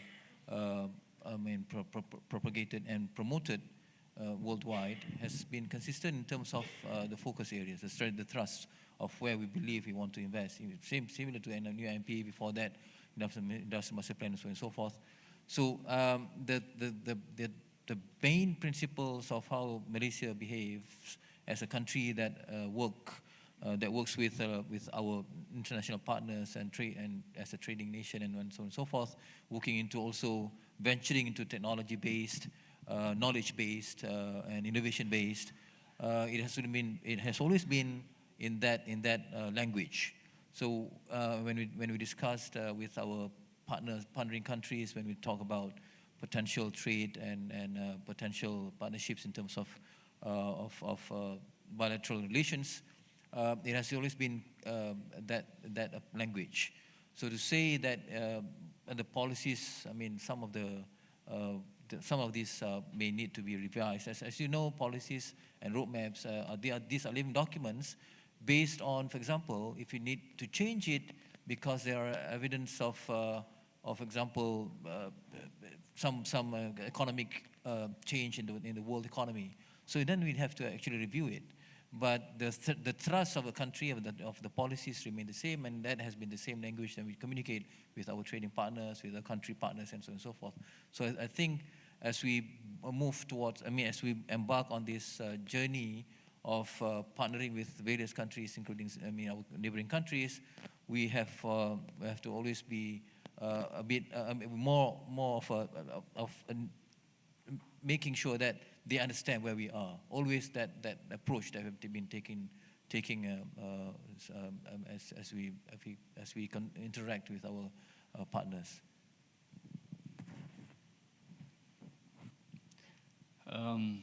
Wow. How do we manage that? I think, at least from our perspective, by having this being formalized in an agreement is already a form of commitment by both parties, and we should be looking at it on how both can benefit and both can be impacted from it, either positively or negatively, if one unilateral party decide to not to go ahead with it. So I think by having all these elements being introduced and formalized by both parties in an agreement, that in itself is a form of commitment that was formed based on trust, and these trust principles can be upheld. We can uphold this principle of trust by way of agreement that, at least from the perspective of probably financial commitment by both parties, if you were not to go ahead with it, you will have to bear the consequences of maybe having to pay back 3 times more or something like that. So I think, that has happened before. So I'm quite sure we are not going towards that direction. Hopefully. Hopefully. Ms. Kay, you have anything to add to that? I think on my side, because I was in the GLC So basically, for Iskandar Putri, there were numerous collaborations with Singapore. So therefore, I'm really a strong supporter of JSSEZ because whenever there's a collaboration with Singapore, the true north never moves. It's just that the way how you get there. So if you have a joint collaboration framework between Johor and Singapore, I think the objective and the true north will be there. So therefore, companies who wants to establish their presence in SEZ basically will feel comfortable and have the trust because there's Singapore as a country and also Johor supported by Malaysia. That's my take. So I guess I'll take that from a different angle, right? Trust is very important, but I look at it from a technology angle, right? And we have to learn lessons from, let's say, for example, why the EU has been so successful in terms of it being a single market. I'll look at it from trust of, say, for example, with the digital infrastructure, how do we trust consistency of policies around data protection, especially private data protection? And this is something that's really important if we are to become a successful country, okay, starting with not just Johor, but also as a national country in terms of how do we protect data flow between various countries? What are the policies individual countries put in place to ensure that your data, my data, is actually protected within the scope of laws that is consistently carried out throughout every government. And that's why, again, as I say, is, in Europe that has been very, very successful. So we are working certainly with governments, not only here in Malaysia, but definitely in Singapore, as well as also within the ASEAN community, to ensure that when data flows between the various countries, they are safe and they are actually protected, and they remains within the ownership of the rightful owner. In our case as individuals, it will be you and me that owns the data. And if data is actually transported across to Malaysia, for example, that they are under the laws, okay, protected, very consistent with the rest of the other regions as well, the other countries as well. So this allows data to flow, okay. This allows infrastructure then to be built collectively, and Johor obviously is certainly one of those places where we have now, as we say, deep investment in digital infrastructure.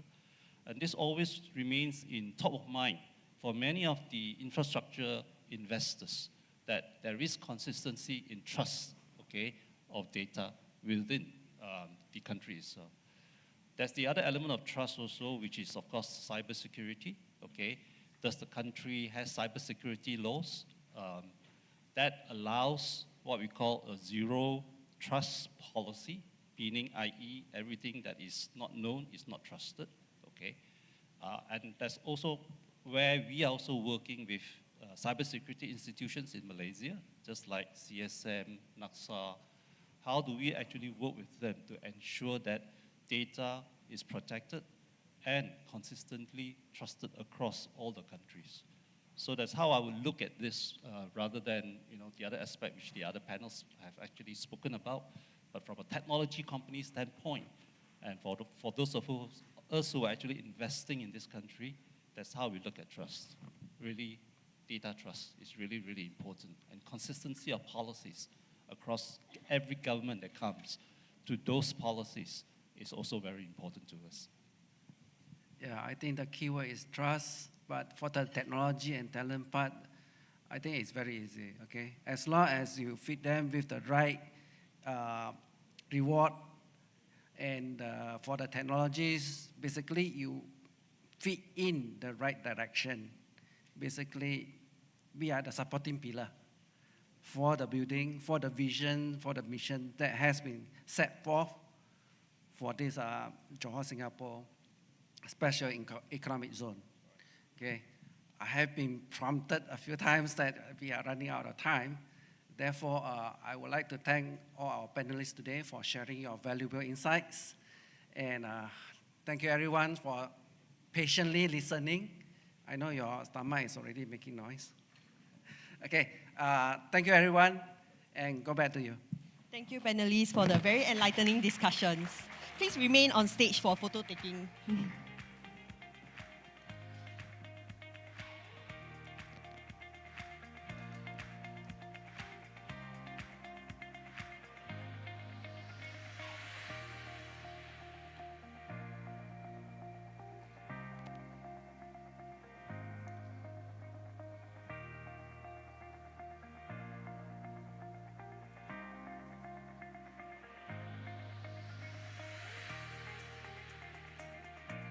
Thank you, panelists. Ladies and gentlemen, we have now come to the end of Johor Conversations. I would like to extend a heartfelt thank you to all our speakers, panelists, and attendees for making this day a success. Your participation and insights have been invaluable. I know you are all hungry, but before we break for lunch, may I please invite you to take out your phone and scan this QR code on the screen to share with us your feedback for today. If you're unable to scan this QR code, you can also flip to the back of your name badge. We have the same feedback QR code for your easy scanning. So we'll wait until everybody finish your scanning your QR code, finish doing the feedback form, then we'll release you for lunch, okay? Come, help us do our feedback form. Thank you.